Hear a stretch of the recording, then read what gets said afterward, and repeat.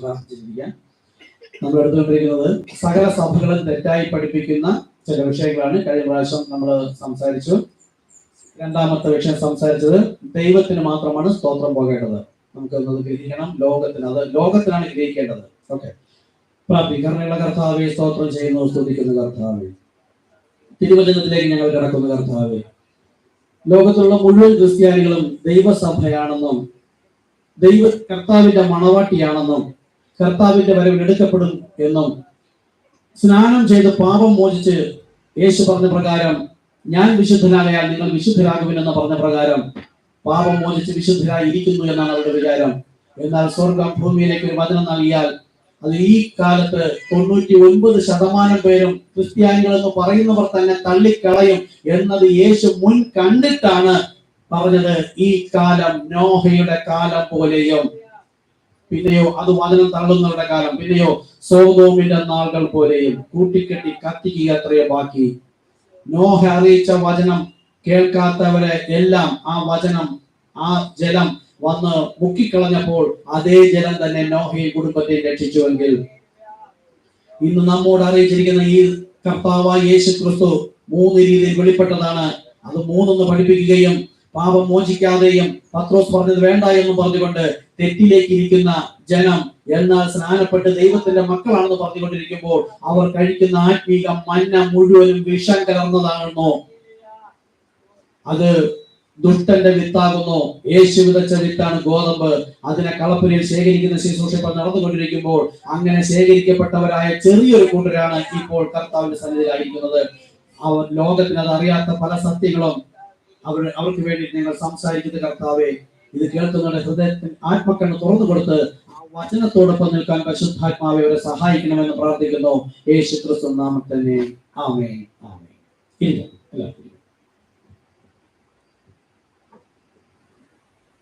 Hallelujah. അപ്പോൾ നമ്മൾ കഴിഞ്ഞ പ്രാവശ്യം 1-2 വചനങ്ങളോട് എടുത്ത് റോമർ 7:25 നമ്മൾ എടുത്തത് നമ്മുടെ കർത്താവായ യേശു ക്രിസ്തു മുഖാന്തരം ഞാൻ ദൈവത്തിന് സ്തോത്രം ചെയ്യുന്നു. ഇത് ലോകം മുഴുവൻ ബൈബിൾ വായിക്കുന്നു, നമ്മൾ വായിച്ചു കൊണ്ടിരുന്നു. എന്നാൽ കർത്താവ് നമുക്ക് അതിന് വെളിപ്പെടുത്തുന്നു. യേശു ക്രിസ്തു മുഖാന്തരം വെച്ചാൽ കർത്താവായ യേശു ക്രിസ്തു സ്നാനം, പാപമോചനം. അപ്പോൾ നാം പാപിയല്ലാതാകുന്നു. കർത്താവായ യേശു ക്രിസ്തു നാമത്തിൽ സ്നാനം ചെയ്തതുകൊണ്ടും വിശുദ്ധനാകില്ല. എന്റെ വിശ്വസിക്കുകയും സ്നാനമേൽക്കുകയും ചെയ്യുന്നവരാണ്. ഞാൻ പരിപൂർണമായി വിശ്വസിച്ച് ഇനി എന്റെ ജീവിതം ക്രിസ്തുവിന് വിറ്റ് ആത്മക്കണ്ണിൽ എഴുതുവാൻ ലേപനം, അത് പരിശുദ്ധാത്മാവ് വിലയ്ക്ക് വാങ്ങി വാഗ്ദത്തം എന്ന അച്ചാരം നമ്മുടെ ഹൃദയത്തിൽ മുദ്രയിട്ടുവെങ്കിൽ അവർ മാത്രമാണ് മക്കൾ. അവർ മാത്രമാണ് കർത്താവ് യേശു ക്രിസ്തു മുഖാന്തരം ഒരുക്കിയ ആ പാപമോചന സ്നാനത്തിലൂടെ അത് കർത്താവ് യേശു ക്രിസ്തു നാമത്തിൽ തന്നെ സ്നാനപ്പെടണം. അങ്ങനെ മോചനം പ്രാപിച്ച അവരാണ് ദൈവത്തിന് സ്തോത്രം അർപ്പിക്കാൻ. അല്ല എങ്കിൽ പാപികളാണ്. പാപികളുടെ പ്രാർത്ഥന ദൈവം കേൾക്കുന്നില്ല. ഇന്ന് തുടർന്ന് അതേ വിഷയം തന്നെയാണ്. സ്തോത്രം മനുഷ്യർക്കാണോ ദൈവത്തിനാണോ? ഇന്നലെയും പലപ്പോഴും നമ്മളെ പലരും കാണുമ്പോൾ സ്തോത്രം ബ്രദറെ, സ്തോത്ര സിസ്റ്റർ എന്ന് പറയാറുണ്ട്. അങ്ങനെ പറയരുത്. ദൈവത്തിന് മാത്രമാണ്. എന്തുകൊണ്ടാണ് അവർക്ക് ഇതുവരെ കഴിയാത്തത്? പാപം മോചിക്കാത്തത് കൊണ്ടാണ്. ഈ സഭകൾ മുഴുവൻ പാപം മോചിച്ചു എന്ന് പറയുന്ന യേശു നാമ സഭകളും ഇത് തന്നെ പറയുന്നു. അനേകം വചനങ്ങളും അവർ തെറ്റായി പഠിപ്പിക്കുന്നു.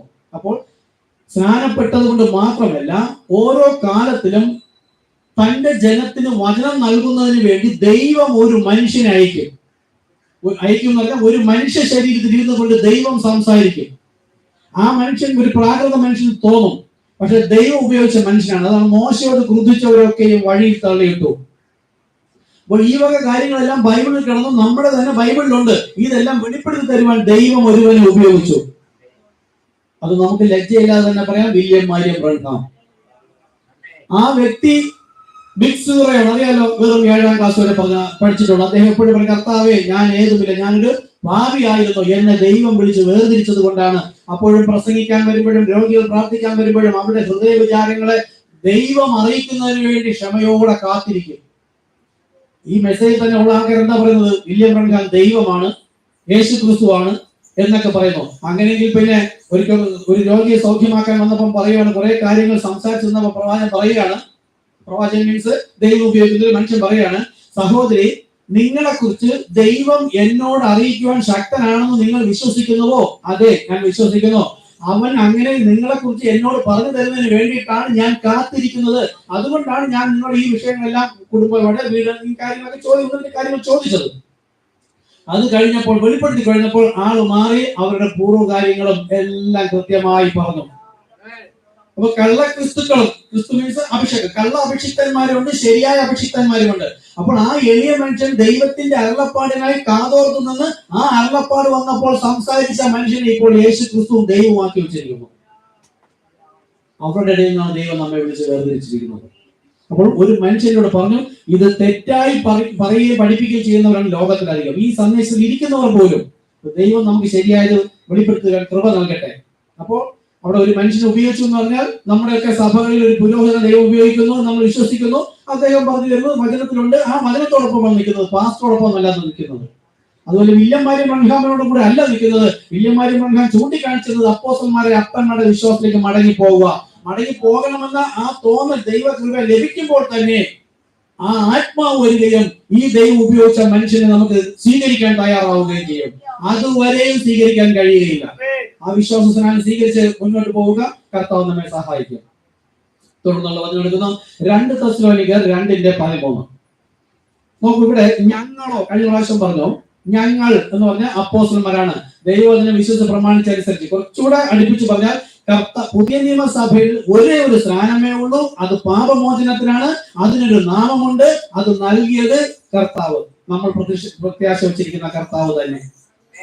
ആ കർത്താവിനോടുകൂടെ ചേർന്ന് സ്നാനമേറ്റ പുരോഹിതന്മാർ സഭയിൽ നിന്നുകൊണ്ട് അതേ സ്നാനവും അതേ പരിശുദ്ധാത്മാവും ലഭിച്ചിരിക്കുന്ന ജനത്തോട് സംസാരിക്കുകയാണ്. ഞങ്ങളോ, കർത്താവിന് പ്രിയരായ സഹോദരന്മാരെ, ദൈവം നിങ്ങളെ ആദ്യം മുതൽ ആത്മാവിന്റെ വിശുദ്ധീകരണത്തിലും സത്യത്തിന്റെ വിശ്വാസത്തിലും രക്ഷയ്ക്കായി തിരഞ്ഞെടുത്തത് കൊണ്ട് നിങ്ങൾ നിമിത്തം ദൈവത്തെ എപ്പോഴും സ്തുതിപ്പാൻ കടപ്പെട്ടിരിക്കുന്നു. എന്താ നിങ്ങൾ നിമിത്തം എന്ന് പറഞ്ഞത്? കർത്താവ് തന്റെ വചനം അയച്ചാൽ അത് പൂർത്തീകരിക്കും. പൂർത്തീകരിക്കാതെ വചനം മടങ്ങി വരികയില്ല. അങ്ങനെ കർത്താവ് യേശുക്രിസ്തു സ്വർഗത്തിൽ നിന്ന് ഇറങ്ങി വന്ന് പാപപരിഹാര മാർഗമൊരുക്കി പരിശുദ്ധാത്മാവിനെ നൽകിയതിനൊരു ഉദ്ദേശമുണ്ട്. അത് വിശ്വസിച്ച് കേട്ട് പ്രമാണിച്ചനുസരിച്ച് ദൈവത്തിന്റെ ഉദ്ദേശം പൂർത്തീകരിക്കുന്നതിന്റെ ആദ്യപടിയായി സ്വീകരിച്ചവർ ആണ് മുമ്പിലിരിക്കുന്നത്. മനസ്സിലായോ? ലൈവ് കൊടുക്കുകയാണ്, ഞാൻ പറയുന്നില്ല. ഞാൻ ഇങ്ങനെ ഇത് വായിച്ചങ്ങ് വിട്ടാൽ മതി. എന്താണ് ഇതിനകത്ത് കർത്താവ് പറഞ്ഞതെന്നാണ് പറഞ്ഞു തരുന്നത്. ഇവിടെ പാട്ട് പാടിയപ്പോഴും പറഞ്ഞു, അങ്ങനെ പറയേണ്ട ആവശ്യമില്ല. നിങ്ങളുടെ ആത്മാവിൽ ജീവൻ വന്നു എങ്കിൽ നിത്യജീവൻ പ്രാപിച്ചു. നിത്യജീവൻ പ്രാപിച്ചവരോട് അവരോട് ഒരു സ്തോത്രം പറ, ഒരു ഹല്ലേലൂയ പറ, ഒരു സ്തുതി പറ എന്ന് പറയേണ്ട ആവശ്യമില്ല. പറഞ്ഞാണ് പറയിക്കുന്നതെങ്കിൽ ഞാൻ പറയാതെ തന്നെ ബൈബിൾ പറയുന്നു, നിങ്ങൾ ജീവനുള്ളവരല്ലെന്ന. ജീവനുള്ളവരൊക്കെയും യഹോവയെ സ്തുതിക്കട്ടെ. ഈ വചനമെല്ലാം നമ്മൾ വായിച്ചിട്ടുള്ളതാ, ഞാനും വായിച്ചിട്ടുള്ളതാ. അപ്പൊ ഓരോ വചനവും ദൈവം സംസാരിക്കുമ്പോൾ അതിനകത്ത് ദൈവത്തിനൊരു ഉദ്ദേശമുണ്ട് എന്ന കാര്യം മനസ്സിലാക്കിയ അപ്പോസ്തലൻ പറഞ്ഞ കാര്യം ഞാൻ നിങ്ങൾക്ക് വെളിപ്പെടുത്തി തരികയാണ്. ഒന്ന് തീർച്ചയായും വീണ്ടും പറയാം. ഞങ്ങളോ, അപ്പോസ്തലൻ പൗലോസ് മാത്രമല്ല. താങ്ക് യു സിസ്റ്റർ, ഇതൊരു ഓർമ്മിപ്പിച്ചാൽ ഞാൻ രാവിലെ പോയി സിസ്റ്ററുടെ കാര്യം പറഞ്ഞു. ഞാൻ സംസാരിക്കുന്നത് വളരെ സ്പീഡിലായി പോകുന്നു. പലരും ലൈവ് കണ്ടിട്ട് വിളിച്ചു ഞാൻ പറഞ്ഞ സിസ്റ്റർ ഒന്ന് ഓർമ്മപ്പെടുത്തുക. അതുകൊണ്ട് കൈ ഉയർത്തിക്കൊണ്ടാവും ഞാൻ ശ്രദ്ധിക്കും. ഞാൻ പെട്ടെന്ന് പറയുമ്പോൾ സ്പീഡിലായി പോണതാ. ഞങ്ങളോ എന്ന് പറയുന്നത് 12 അപ്പോസ്തലന്മാരെ ഉദ്ദേശിച്ചാണ്. പുതിയ നിയമസഭയുടെ തൂണുകളാണ് 12 അപ്പോസ്തലന്മാർ. ഈ 12 അപ്പോസ്തലന്മാരെയും കൂടെ ചേർത്താണ് പറയുന്നത് ഞങ്ങളോ, പുരോഹിതവർഗം. കർത്താവിന് പ്രിയരായ സഹോദരന്മാരെ, എന്താണ്? യേശു ക്രിസ്തു ക്രൂശിൽ യാഗമായി നമ്മെ സ്നേഹിപ്പാൻ തക്കവണ്ണം ദൈവം നമ്മെ സ്നേഹിച്ചു. ആ സ്നേഹിച്ച കൃപയാണ് തന്റെ പുത്രനെ ക്രൂശിൽ തകർത്ത് കളഞ്ഞത്. ആ തകർത്ത ക്രൂശ് മരണ അടക്ക പുനരുദ്ധാനമെന്ന ആ സ്നാനം, വിശ്വാസ സ്നാനം സ്വീകരിച്ച് സഭയിൽ ഇരിക്കുന്ന ജനത്തോടാണ് പറയുന്നത്, കർത്താവിന് പ്രിയരായ സഹോദരന്മാരെ. വെറുതെ ബൈബിൾ വായിച്ചുകൊണ്ട് പോകരുത്. എന്നാൽ ഈ വചനം നമ്മൾ പല സഭയിലുമായിരുന്നപ്പോഴും വായിച്ചിട്ടുണ്ട് അല്ലേ? ഞാൻ മാർത്തോമയിലെ CSA കത്തോലിക്കയിലൊക്കെ ഇരുന്നിട്ടുണ്ട്, പെന്തക്കോസ്തില്. അവിടെ ഇരിക്കുമ്പോഴും അന്ന് നമ്മൾ വായിച്ച ഒരു വിശുദ്ധി ഉണ്ട്. എന്താ? ഞാൻ കർത്താവിന്റെ മണവാട്ടിയാണ്, ഞാൻ ശരിയായ ഭക്തയാണ് ഞാൻ എന്ന് എനിക്ക് ഞാൻ വിലയിട്ടിരിക്കുന്നു. പക്ഷെ നമ്മളെ കർത്താവ് അവിടെ നിന്ന് വിളിച്ച് പുറത്തേക്ക് കൊണ്ടുവന്ന് യഥാർത്ഥ സ്നാനം, ഒരു സ്നാനം എന്ന് പറഞ്ഞു, ആ സ്നാനം കർത്താവായ യേശുക്രിസ്തു എന്ന നാമത്തിൽ തന്നെ സ്വീകരിച്ചപ്പോൾ ദൈവം ഒരു വചനം പറഞ്ഞാൽ അത് അങ്ങനെ തന്നെ ചെയ്തു കഴിഞ്ഞാലേ അതിന്റെ വാഗ്ദത്തം നമുക്ക് നൽകപ്പെടുകയുള്ളൂ. ലഭിക്കുള്ളൂ എന്നല്ല ഞാൻ പറഞ്ഞത്, നൽകപ്പെടുകയുള്ളൂ. നൽകുന്നവൻ ഇത് മുഴുവൻ സംസാരിച്ചവനാണ്. ആ വചനം ഞാൻ എപ്പോൾ വിശ്വസിച്ചിട്ടാണ്. ചിലപ്പോൾ വിശ്വസിക്കാതെ സ്നാനപ്പെട്ട് കഴിഞ്ഞാൽ പിന്നെ സഭയിൽ വന്നിരുന്ന് വചനം കേട്ട് കേട്ട് വരുമ്പോൾ നമുക്ക് പശ്ചാത്താപം തോന്നും. കർത്താവേ, ഞാൻ ഇതൊന്നും അറിഞ്ഞിട്ടല്ല സ്നാനപ്പെട്ട, എന്നോട് ക്ഷമിക്കണം കർത്താവേ. അപ്പോൾ എന്തൊക്കെയോ ഏറ്റുപറഞ്ഞ് ഉപേക്ഷിക്കാനുണ്ടായിരുന്നു. അപ്പോൾ ദിനം പ്രതി പുതുക്കത്തിന്റെ ആത്മാവ് പ്രാപിച്ച് എപ്പോഴാണോ ഒരു വിശുദ്ധീകരണത്തിന്റെ വരുന്നത്, ദൈവം അപ്പോൾ സീൽ ചെയ്യും.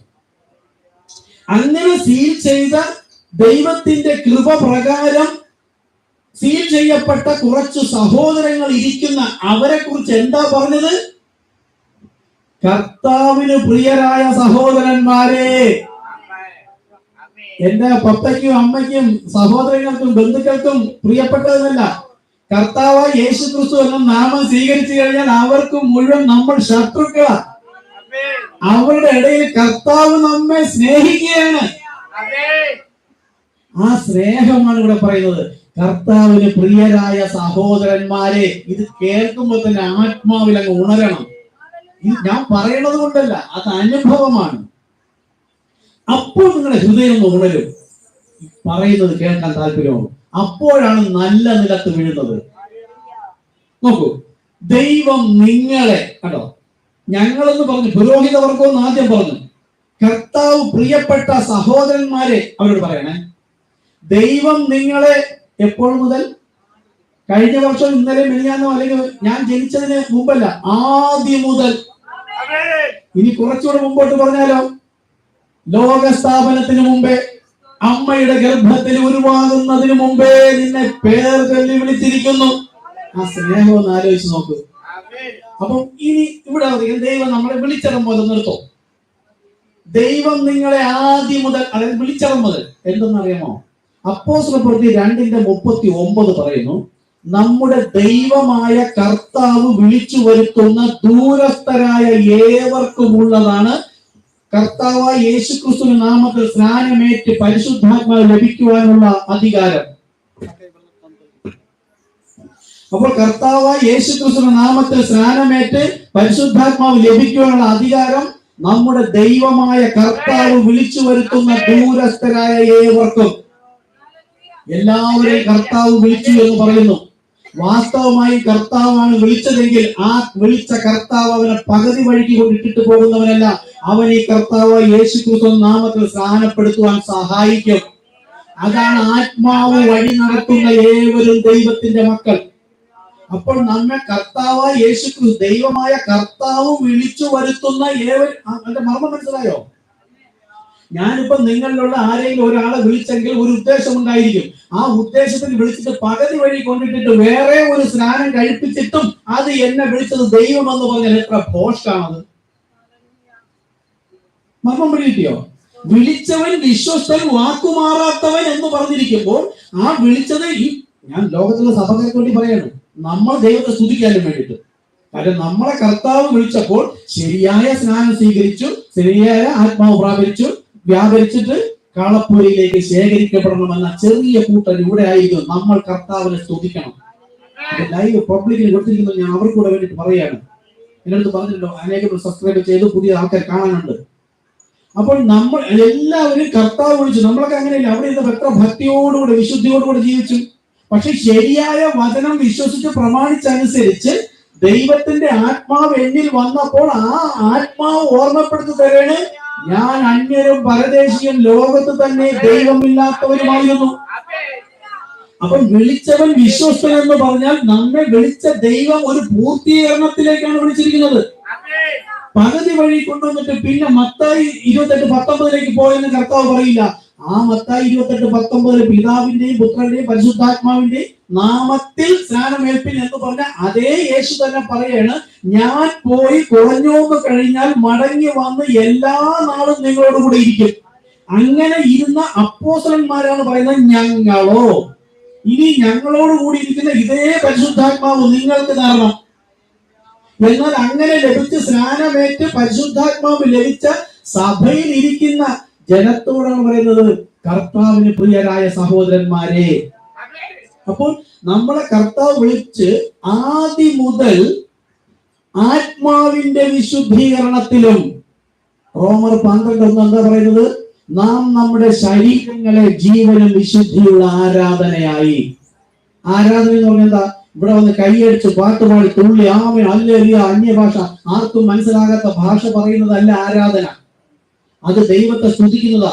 ആരാധന എന്ന് പറഞ്ഞാൽ ഒരു സഭയിൽ വന്ന് ദൈവം ആദ്യം കൈയടിച്ച് പാടി ദൈവത്തെ സ്തുതിച്ച്, ആദ്യം നമ്മൾ ചെയ്യുന്നത് സഭയിൽ വന്നുടനെ ഒരുമിച്ചിരുന്ന് പ്രാർത്ഥിക്കും. അല്ലെങ്കിൽ പുൽപ്പറ്റോ ഒന്ന് മുട്ടുമടങ്ങി പ്രാർത്ഥിച്ചിട്ട് വീണ്ടും അരമണിക്കൂറോട് നമ്മൾ പ്രാർത്ഥിക്കുകയോ വചനം വായിക്കുകയോ മെസ്സേജ് പ്രസംഗിച്ച വചനങ്ങളെ കേട്ട് അപ്പോൾ നമ്മൾ വീണ്ടും ആത്മവിവശതയിലാവുകയാണ്. നമ്മൾ വീട്ടിൽ നിന്ന് വന്ന അവസ്ഥയിലല്ല. ആദ്യമേ ആയി സറണ്ടർ ആൾ, കർത്താവെ ഞാൻ ഏതുമില്ല, എന്റെ സകല പാപങ്ങളും പ്രശ്നങ്ങളും പരിഹാരങ്ങളും അല്ലെങ്കിൽ ആവശ്യങ്ങളും അത്യാവശ്യങ്ങളും എല്ലാം കർത്താവിന്റെ കയ്യിൽ കൊടുത്തിട്ട് ഒഴിഞ്ഞ ഹൃദയവുമായി അവിടെ ഇരിക്കുകയാണ്. ഒഴിഞ്ഞെന്ന് പറഞ്ഞാൽ കർത്താവില്ലാത്തതല്ല, അതുവരെയുള്ള എല്ലാ ഭാരങ്ങളും എന്റെ മേൽ ഇട്ട് കൊടുക്കുമെന്ന് പറഞ്ഞ ദൈവവചന പ്രകാരം ചർച്ചിലേക്ക് കടന്നു വരുമ്പോൾ നമ്മൾ പുൽപ്പറ്റിൽ വരുന്നു, പ്രാർത്ഥിക്കുന്നു. ആ ഭാരങ്ങളെല്ലാം ഒഴിച്ചിട്ട് വചനത്തിനായി കാതോർത്തിരിക്കുമ്പോൾ ബൈബിൾ വായിക്കുകയോ മൗനമായി പാടുകയോ അല്ലെങ്കിൽ ഇവിടെ പ്രസംഗം കേട്ടുകൊണ്ടിരിക്കുമ്പോൾ നമ്മൾ വീണ്ടും ആത്മവിവശതയിലാവുകയാണ്. ആ ആത്മവിവശതയിലായിരിക്കുമ്പോൾ സോങ് ലീഡർ മുമ്പോട്ട് വന്ന് 2, 3 പാട്ട് പാടും. അപ്പോൾ നമ്മൾ വീണ്ടും ആത്മവിവശതയിലാവുകയാണ്. അവിടെ ഇതിലൊന്നും ആരാധനയില്ല. അപ്പോൾ നമ്മൾ സ്തുതിക്കുകയാണ്. അങ്ങനെ സ്തുതിച്ച് നാം വീണ്ടും ആത്മവിവശതയിൽ, അത് വേറൊരു തലത്തിലേക്ക് പോവുകയാണ്. ഈ ലോകത്തുള്ള ചിന്ത ഒരാൾ അങ്ങോട്ട് പോയി ഇങ്ങോട്ട് പോയി അത് നമ്മളൊന്നും ശ്രദ്ധിക്കണ്ട. ആ സമയത്ത് നമുക്ക് ഇവിടെ നിന്ന് എന്തെങ്കിലും കിട്ടാനുണ്ടോ? അങ്ങനെ വചനം കേൾക്കും. അടുത്ത് ബൈബിൾ വായിച്ച് വചനം പ്രസംഗിക്കുമ്പോൾ അത് കേൾക്കുമ്പോൾ എന്റെ ഹൃദയത്തിലേക്ക് കടന്നു പോകുവാനായിട്ട് ഞാൻ 5 ഇന്ദ്രിയങ്ങൾ അടയ്ക്കണം. 6 ഇന്ദ്രിയമുണ്ട്. ഒരു ഇന്ദ്രിയം വിശ്വാസം.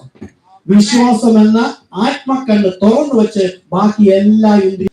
പുതിയ ആൾക്കാർ കേൾക്കുന്നു. നമ്മുടെ സഭയുടെ രീതി എന്താണെന്ന് അവർ അറിയണം. പലരും ചോദിച്ചു, പലർക്കും താല്പര്യമാണ് ഇത് കേൾക്കുന്നത് മനസ്സിലാക്കാനായിട്ട്. അപ്പോൾ അങ്ങനെ ആത്മവിവശതയിലാകുമ്പോൾ ആ വചനം കേട്ടിട്ട് ഞാൻ ആ വചനപ്രകാരം അല്ലെങ്കിൽ ഞാൻ എന്നെ തന്നെ ചെത്തി വെടിപ്പാക്കുന്നതിനാണ് ആലയത്തിൽ വരുന്നത്. സഭാരാധന വേണം, വീട്ടിലിരുന്നാ പോരാ. സഭായോഗങ്ങൾ നിങ്ങൾ എബ്രായനം പറഞ്ഞ് മറ്റുള്ളവരെ പോലെ സഭാരാധന അലക്ഷ്യമാക്കരുത്.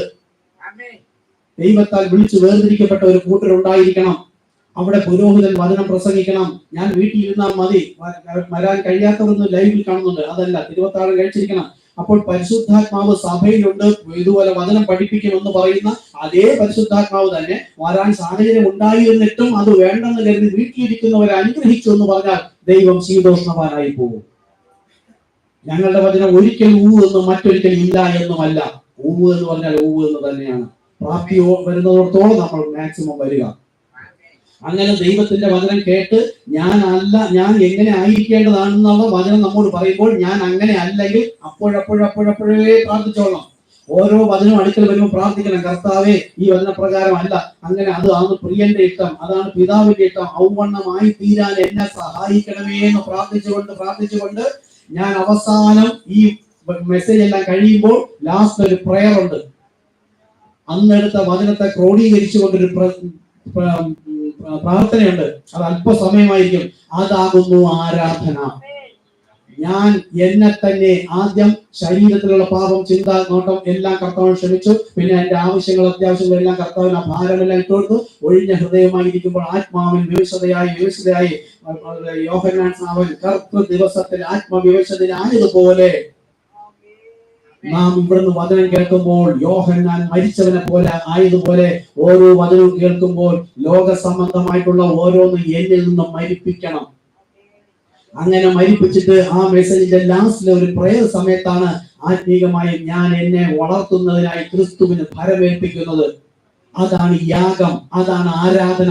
എന്നെ തന്നെ ഞാൻ ക്രിസ്തുവിന് സമർപ്പിക്കുമ്പോൾ അത് പൂർണ്ണ ഹൃദയത്തോടു കൂടെ ആണെങ്കിൽ മാത്രം അത് സ്വീകരിക്കുകയും ദൈവത്തിന്റെ ആത്മാവിന്റെ ശക്തിയോടുകൂടെ പിന്നെ നമ്മൾ വഴി നടക്കും. ഈ അഭിഷേകവുമായി വഴിയൊക്കെ അങ്ങോട്ട് ഇങ്ങോട്ട് പോകുമ്പോൾ ആരോടും കുറ്റവും കുറവും പരദൂഷണവും ഒരു കാര്യവും പറയാൻ നിൽക്കരുത്.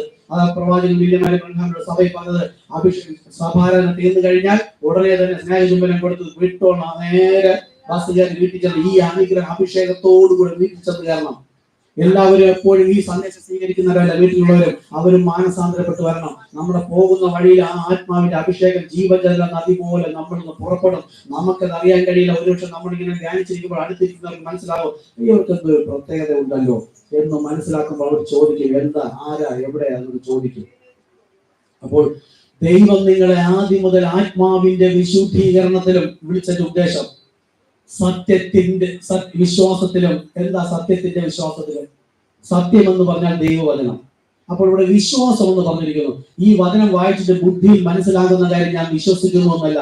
ഈ ബൈബിളിൽ പറഞ്ഞിരിക്കുന്ന വചനം പറയുമ്പോൾ ദൈവത്തിന്റെ ഹൃദയത്തിൽ ഇതിന്റെ ഒരു ഉദ്ദേശമുണ്ട്. ആ ഉദ്ദേശം നിഗൂഢമാണ്. ആ നിഗൂഢമായതും മറ്റുള്ളവർക്ക് കാണാൻ കഴിയാത്ത കാര്യം എന്റെ ആത്മക്കണ്ണുകൊണ്ട് ഞാൻ കണ്ടാൽ മാത്രമാണ് വിശ്വാസിയാകുന്നത്. കാണുന്നതിനെ കണ്ടിട്ട് വിശ്വാസം എന്ന് പറയുന്ന വിശ്വാസം വേണ്ട. ഇതിപ്പോ ഇവിടെ ഇരിക്കുന്നു, ഇതിൽ വിശ്വസിക്കേണ്ട ആവശ്യമില്ല. ഞാൻ പറയാണ് ഇന്ന ഒരു സാധനം ഇവിടെ ഉണ്ടെന്ന്, ഇത് ലോകപരമായി പറയണം. ഇതുപോലെ ആത്മീയ കാര്യങ്ങൾ ഞങ്ങളോ എഴുതി വെച്ചിരിക്കും. നമ്മൾ ഇത്രയും കാലമായി എന്താ ദൈവാത്മാവ് പ്രാപിച്ച 12 പുതിയ നിയമസഭയുടെ 12 അടിസ്ഥാന തൂണുകൾ, അപ്പോസ്തലന്മാർ, ഞങ്ങൾ കർത്താവിന് പ്രിയരായ സഹോദരന്മാരെ, അതേ വിശ്വാസ സ്നാനം സ്വീകരിച്ച് പരിശുദ്ധാത്മാവ് നേടി നിൽക്കുന്ന ജനത്തോട് സംസാരിക്കുകയാണ്. അത് ആ വചനത്തിന് വിരുദ്ധമായി നിന്നും ഭൂമിയിൽ എവിടെ ഇരുന്നാലും വചനം വായിക്കുന്നവർക്ക് വേണ്ടിയിട്ടല്ല. ഇതുപോലെ ഇതിപ്പോ സിമ്പിൾ നമുക്ക് മനസ്സിലാവുമെന്ന് മനസ്സിലായി. ഇതിന്റെ ആഴങ്ങളുണ്ട്. അത് ഗ്രഹിക്കുന്നവനാണ് വിശ്വാസി. അപ്പം ഈ എഴുതി വെച്ചിരിക്കുന്ന അക്ഷരത്തിന്റെ ശുശ്രൂഷയിൽ വായിക്കാൻ അത് അങ്ങനെ എഴുതിയിരിക്കല്ലേ, പിന്നെ എന്തിനു മാറ്റുന്നു എന്നല്ല. പിതാവിന്റെയും പുത്രന്റെയും പരിശുദ്ധാത്മാവിന്റെ നാമത്തിൽ എന്ന് എഴുതിയിരിക്കുകയല്ലേ. നാമത്തിൽ എഴുതിയിരിക്കുന്നു. അവിടെ നാമം പറഞ്ഞില്ല എന്നത് കണ്ടാൽ അവൻ വിശ്വാസി. പിന്നെ അവൻ അന്വേഷിക്കും, എന്താ കർത്താവേ നാമം. അപ്പോൾ ആഗ്രഹിച്ചിരിക്കുമ്പോൾ ഈ സന്ദേശം പോലെയോ നമ്മളെ പോലെ ആരെങ്കിലും അവരുടെ അടുക്കിലേക്ക് ചെല്ലും. സത്യ സുവിശേഷം അറിയിക്കും. അതാണ് ആത്മാവിന്റെ വിശുദ്ധീകരണത്തിലും. സുവിശേഷം കേൾക്കുമ്പോൾ ആത്മാവിന്റെ വിശുദ്ധീകരണം, സത്യത്തിന്റെ വിശ്വാസത്താലും മറഞ്ഞിരിക്കുന്ന കാര്യം ദൈവ കൃപയാൽ വെളിപ്പെട്ട് കിട്ടുമ്പോൾ അതിൽ ഉറയ്ക്കുന്നവനാണ് വിശ്വാസി. എന്നിട്ടോ അവനാണ് രക്ഷയ്ക്കായി തെരഞ്ഞെടുത്തത് കൊണ്ട്, അങ്ങനെ തെരഞ്ഞെടുത്ത അതുകൊണ്ട് ദൈവത്തിന്റെ പുരോഹിതന്റെ മുമ്പിൽ ഇരിക്കുന്ന, മനസ്സിലായോ? ദൈവം ഒരു വചനം നിവർത്തിച്ചു ക്രൂശ് യാഗമായി. ആ ക്രൂശിന്റെ വചനത്തിന് ശത്രുക്കളാണ് കർത്താവ് യേശുക്രിസ്തു നാമത്തിൽ സ്നാനപ്പെടാത്ത സകലവരും. അപ്പോസ്തല പ്രവൃത്തി 2-ാമത്തെ അധ്യായത്തിൽ ദൈവം പരിശുദ്ധാത്മ കർത്താവ് തന്നെ വന്ന് വഴി നടത്തിയിട്ടും അതിനല്ല വില കൽപ്പിക്കുന്നത്. ജഡശരീരത്തിൽ മുൻപ് വന്നതിനെന്ന് പറഞ്ഞാൽ ആ ജഡശരീരത്തിൽ ഇരുന്നവൻ തന്നെയാണ് ഈ പരിശുദ്ധാത്മാവായി വന്നതെന്ന് പഠിപ്പിച്ചു കൊടുക്കാൻ തക്കവണ്ണം പരിശുദ്ധാത്മാവില്ലാത്ത പുരോഹിതന്റെ മുമ്പിൽ ഇരിക്കുകയും അത് ഗ്രഹിക്കാൻ, അത് തെറ്റാണെന്ന് മനസ്സിലാക്കാൻ കഴിയാത്ത രീതിയിൽ ഇരിക്കുകയും ചെയ്യുന്നതുകൊണ്ടാണ് ഇതുവരെ ഒന്നും മനസ്സിലാകാത്തത്. അതുകൊണ്ടാണ് വചനം പറയുന്നത് അവളെ വിട്ടു പോരുകയും. അപ്പോൾ സത്യത്തിന്റെ വിശ്വാസത്തിലും രക്ഷയ്ക്കായി വെറുതെ പറഞ്ഞിരിക്കുകയല്ല. എന്താ ഈ രക്ഷ? എങ്ങനെയാണ് രക്ഷ വരുന്നത്? റോമർ 10:9 യേശുവിനെ കർത്താവെന്ന് വിശ്വസിക്കണം. എന്താ വിശ്വസിക്കേണ്ടത്? യേശു വേറൊരു വ്യക്തി, കർത്താവ് വേറൊരു വ്യക്തി എന്നല്ല. യേശുവിനെ കർത്താവ്. ഈ കർത്താവ് എന്ന് പറയുന്നത് നമ്മൾ പഠിക്കുന്ന സൃഷ്ടികർത്താവാണ്, രണ്ട് കർത്താവല്ല. എഫേസ്യർ 4:5 പറയുന്ന കർത്താവോ ഒരുവൻ. രണ്ട് എന്ന് കാണുന്നവൻ പാപത്തിൽ മരിച്ചിരിക്കുന്നു. ഇത് ഓരോ ശുശ്രൂഷയുടെ നാമം. ഓരോ സമയത്ത് ശുശ്രൂഷ ചെയ്തപ്പോൾ ദൈവം വചനം നൽകി അനുസരിച്ച പുത്രന്മാർക്കാണ് ദൈവം പിതാവ്. ലോകത്തിലുള്ള ആർക്കും പിതാവല്ല, പള്ളിയിൽ ഇരിക്കുന്നവർക്കല്ല. ഈ പിതാവ് എന്ന സ്ഥാനത്ത് വന്നത് സൃഷ്ടികർത്താവ്. ആ സൃഷ്ടികർത്താവ് നൽകിയ വചനം ഒരുവൻ അനുസരിക്കുന്നവൻ മാത്രം. ദൈവാത്മാവ് വന്ന് അനുസരിക്കണം. അങ്ങനെ ദൈവാത്മാവ് വന്ന് അനുസരിക്കുന്നവനാണ് ദൈവം പിതാവ്. അവന് പിടികിട്ടും പുത്രൻ ആരെന്ന് പിതാവിനും. എന്തുകൊണ്ട്? ഇവന്റെ ഉള്ളിൽ ദൈവാത്മാവ് വന്നു. അപ്പൊ ഇത് അയച്ചതാര്? വന്നൊന്നുമില്ല, ദൈവമാണ് അയച്ചത്. അപ്പൊ ദൈവം ആരുടെ മേൽ പരിശുദ്ധാത്മാവിനെ അയച്ചുവോ അവനാണ് ദൈവത്തിന്റെ പുത്രൻ. അപ്പൊ പുത്രനായിരുന്നു പിതാവും, ഒരു വചനമാണ് പറയുന്നത്, ഇതിന് മൂന്നാക്കി വെക്കുകയാണ്. പുത്രനായിരുന്നു പിതാവ്, അങ്ങനെ രണ്ടുപേരില്ലേ? ദൈവം വചനം നൽകി, ആ വചനം വിശ്വസിച്ച് പ്രമാണിച്ചനുസരിച്ചപ്പോൾ ദൈവത്തിന്റെ ആത്മാവ് ഒരുത്തന് നൽകി, അവനെ ദൈവത്തിന്റെ പുത്രൻ എന്ന് പറയുന്നു. അപ്പൊ ഈ ദൈവം ആത്മാവ് നൽകിയവനെ മാത്രം ദൈവത്തിന്റെ പുത്രൻ എന്ന് കാണുന്നു. അടുത്തോ, പിതാവ് ആരെന്ന പുത്രനും. അത്രയും മനസ്സിലായോ? ദൈവത്തിന്റെ ആത്മാവ് എന്നിൽ വരുമ്പോഴാണ് ഇത് മൂന്നല്ല ഒന്നെന്ന് മനസ്സിലാവുന്നത്. അപ്പോൾ പുത്രൻ, അങ്ങനെ ദൈവാത്മാവ് യേശുനാമ സഭകളും യേശുക്രിസ്തു നാമത്തിൽ സ്നാനം ചെയ്യുന്നു. ഇന്ന് ലൈവ് കാണുന്നത് അവരോട് ഞാൻ പറയുകയാണ്, ഇതുപോലെ ദൈവത്തിന്റെ മന്ന ശരിയായത് ഭക്ഷിക്കുമ്പോഴാണ് ആത്മാവിന്റെ വളർച്ച. എല്ലാം തെറ്റായി പഠിപ്പിച്ച് സ്നാനം മാത്രം ശരി എന്ന് പറഞ്ഞിട്ടുണ്ടെങ്കിൽ മരണമാണ്. ദൈവം തന്റെ ആത്മാവിനെ അയച്ചു കൊടുത്തത് ആർക്കെന്ന് ദൈവത്തിന് വ്യക്തതയുണ്ട്. ആ ദൈവാത്മാവ് പ്രാപിച്ച പുത്രൻ പിതാവിനെ, ഈ പിതാവ് ആരെന്നറിയും? സൃഷ്ടികർത്താവ്. പുത്രൻ പിതാവിനെ അറിയുകയും, പിതാവ് പുത്രനെ അറിയും, ദൈവം പരിശുദ്ധ. അടുത്തോ, പുത്രൻ വെളിപ്പെടുത്തി കൊടുക്കാൻ ഇച്ഛിക്കുന്നവരുമല്ലാതെ ആരും പിതാവിനെ അറിയുന്നില്ല, പുത്രനെ അറിയുന്നില്ല. അപ്പൊ പുത്രനെ വെളിപ്പെടുത്തി കൊടുക്കുന്നത് ആരാണ്? പുത്രൻ. പിതാവായിരുന്ന പുത്രനും പുത്രൻ വെളിപ്പെടുത്തി കൊടുക്കാൻ ഇച്ഛിക്കുന്നവനും, ഈ ഇച്ഛിക്കുക എന്ന് പറഞ്ഞാൽ ആഗ്രഹിച്ച് വെളിപ്പെട്ട് കിട്ടുന്നവനും ആരായി? ദൈവത്തിന്റെ പുത്രനായി. ഇതാണ് യേശു ക്രിസ്തു ഒരു സഹോദരന്റെ മാതൃകയിൽ നിന്ന് ക്രിസ്തുവിൽ നാം പിന്നെയും ഒന്നായി ചേർക്കാം. ദൈവത്തിന്റെ വചനം വന്നപ്പോൾ ഹൃദയം കൊണ്ട് ആഗ്രഹിച്ച് അതിനെന്താണെന്ന് അറിയാൻ ആഗ്രഹിച്ചവന് ദൈവം വെളിപ്പെടുത്തി കൊടുത്തപ്പോൾ ദൈവത്തിന്റെ കൽപ്പന അവന്റെ അടുക്കിലേക്ക് വന്നു.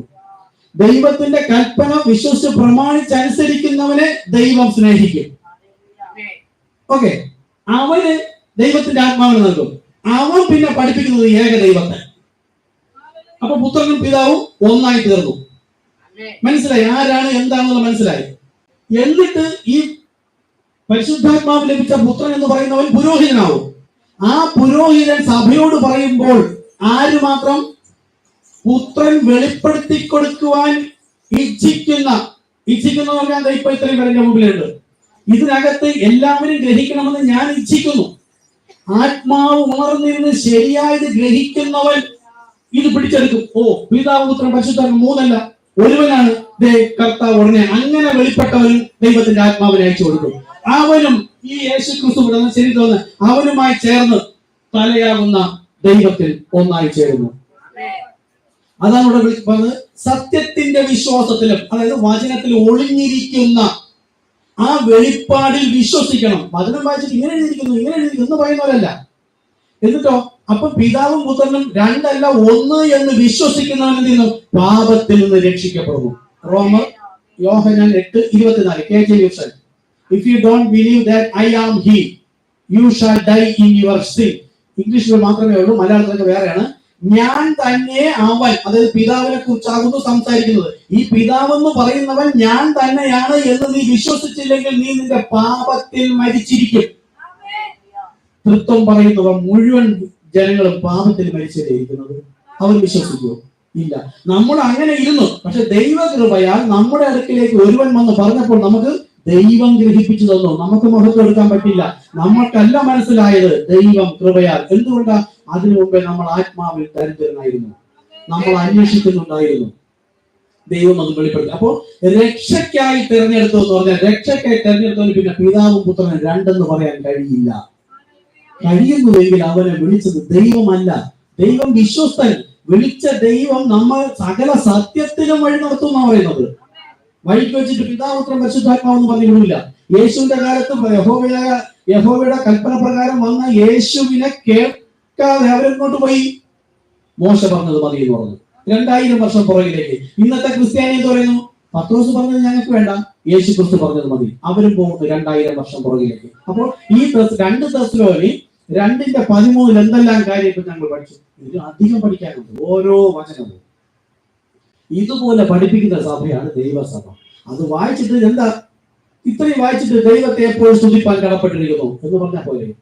അപ്പോൾ ഞങ്ങളും ഈ കർത്താവിന്റെ രക്തത്താൽ കഴുകപ്പെട്ട അല്ലെങ്കിൽ പാപമോചന സ്നാനത്തിൽ കഴുകപ്പെട്ട അവരും വിരിച്ചിരിക്കുന്നത് ആത്മാവിന്റെ വിശുദ്ധീകരണത്തിനും ദൈവവചനത്തിൽ കിടക്കുന്ന സത്യത്തിൽ വെളിപ്പെടുത്തി കിട്ടുമ്പോൾ ആ വെളിപ്പാടിനകത്തുള്ള വിശ്വാസത്താൽ എന്താ അവര് പിന്നെ ആരായി? ദൈവത്താൽ കെട്ടപ്പെടുന്ന സഭയായി. എന്തുകൊണ്ട്? വെളിപ്പാടാണ് വിശ്വസിച്ചത്, വചനമല്ല. വചനം ഇങ്ങനെ എഴുതിയിരിക്കുന്നു. ആ എഴുതിയിരിക്കുന്നതിന്റെ അകത്തുള്ള വെളിപ്പാട് ഗ്രഹിക്കുന്നവരാണ് പുറത്തേക്ക് വരുന്നത്. ഇപ്പൊ നമ്മൾ പുറത്തേക്ക് വേണ്ടതുണ്ട്. എങ്ങനെയാണ്? പഴയ പഠിപ്പിനുകളിൽ നിന്ന്, പഴയ ചിന്തകളിൽ നിന്ന്. അതാ ബൈബിൾ പറയുന്നത്, ക്രിസ്തുവിനെ കുറിച്ചുള്ള ആദ്യ വചനം വിട്ട് പരിജ്ഞാന പൂർത്തി പ്രാപിപ്പിൻ. പണ്ട് നമ്മൾ ഒരുപാട് കാര്യങ്ങൾ പഠിച്ചിരുന്നു. ഓരോ വചനവും പഠിക്കുമ്പോൾ എന്നല്ല ഞാൻ പറയാൻ പോകുന്നത്, ഓരോ വചനത്തിന്റെയും ഉള്ളിലുള്ള വെളിപ്പാട് ഗ്രഹിക്കുമ്പോൾ പഴയ ഉപദേശം വിട്ട് ആ വെളിപ്പാടിലാണ് ദൈവം സഭയെ കെട്ടുന്നത്. വചനത്തിലല്ല ദൈവം സഭയെ കെട്ടുന്നത്, വെളിപ്പാടിലാണ്. കർത്താവ് സഹായിക്കട്ടെ. അങ്ങനെയുള്ളവർ രക്ഷയ്ക്കായി തിരഞ്ഞെടുത്തത് കൊണ്ട് നിങ്ങൾ നിമിത്തം ദൈവത്തെ എപ്പോഴും സ്തുതിപ്പാൻ കടപ്പെട്ടിരിക്കുന്നു. അപ്പോൾ ഇനി സ്തോത്രം പറ സഹോദര, സ്തോത്രം പറ സഹോദരി എന്ന് പറയേണ്ട ആവശ്യമില്ല. ഈ പറഞ്ഞ പ്രകാരം ദൈവം തിരഞ്ഞെടുത്ത ആരെങ്കിലും ഉണ്ടെങ്കിൽ, ഇന്ന് പറയുമ്പോൾ ഇവിടെ വെച്ച് കേട്ട് നിർത്തി പോകുന്നുവെങ്കിൽ നിൽക്കുന്നില്ല, എത്ര ദിവസമായിരുന്നാലും അവൻ അദ്ദേഹത്തെ ആ ബ്രദറിനെ വിളിച്ചു കൊടുക്കും. ഇങ്ങനെ വന്നിട്ട് വിളിച്ചു പാസ്റ്റർ ബ്രദർ വെളിയിൽ ആൾ വിളിക്കുന്നു.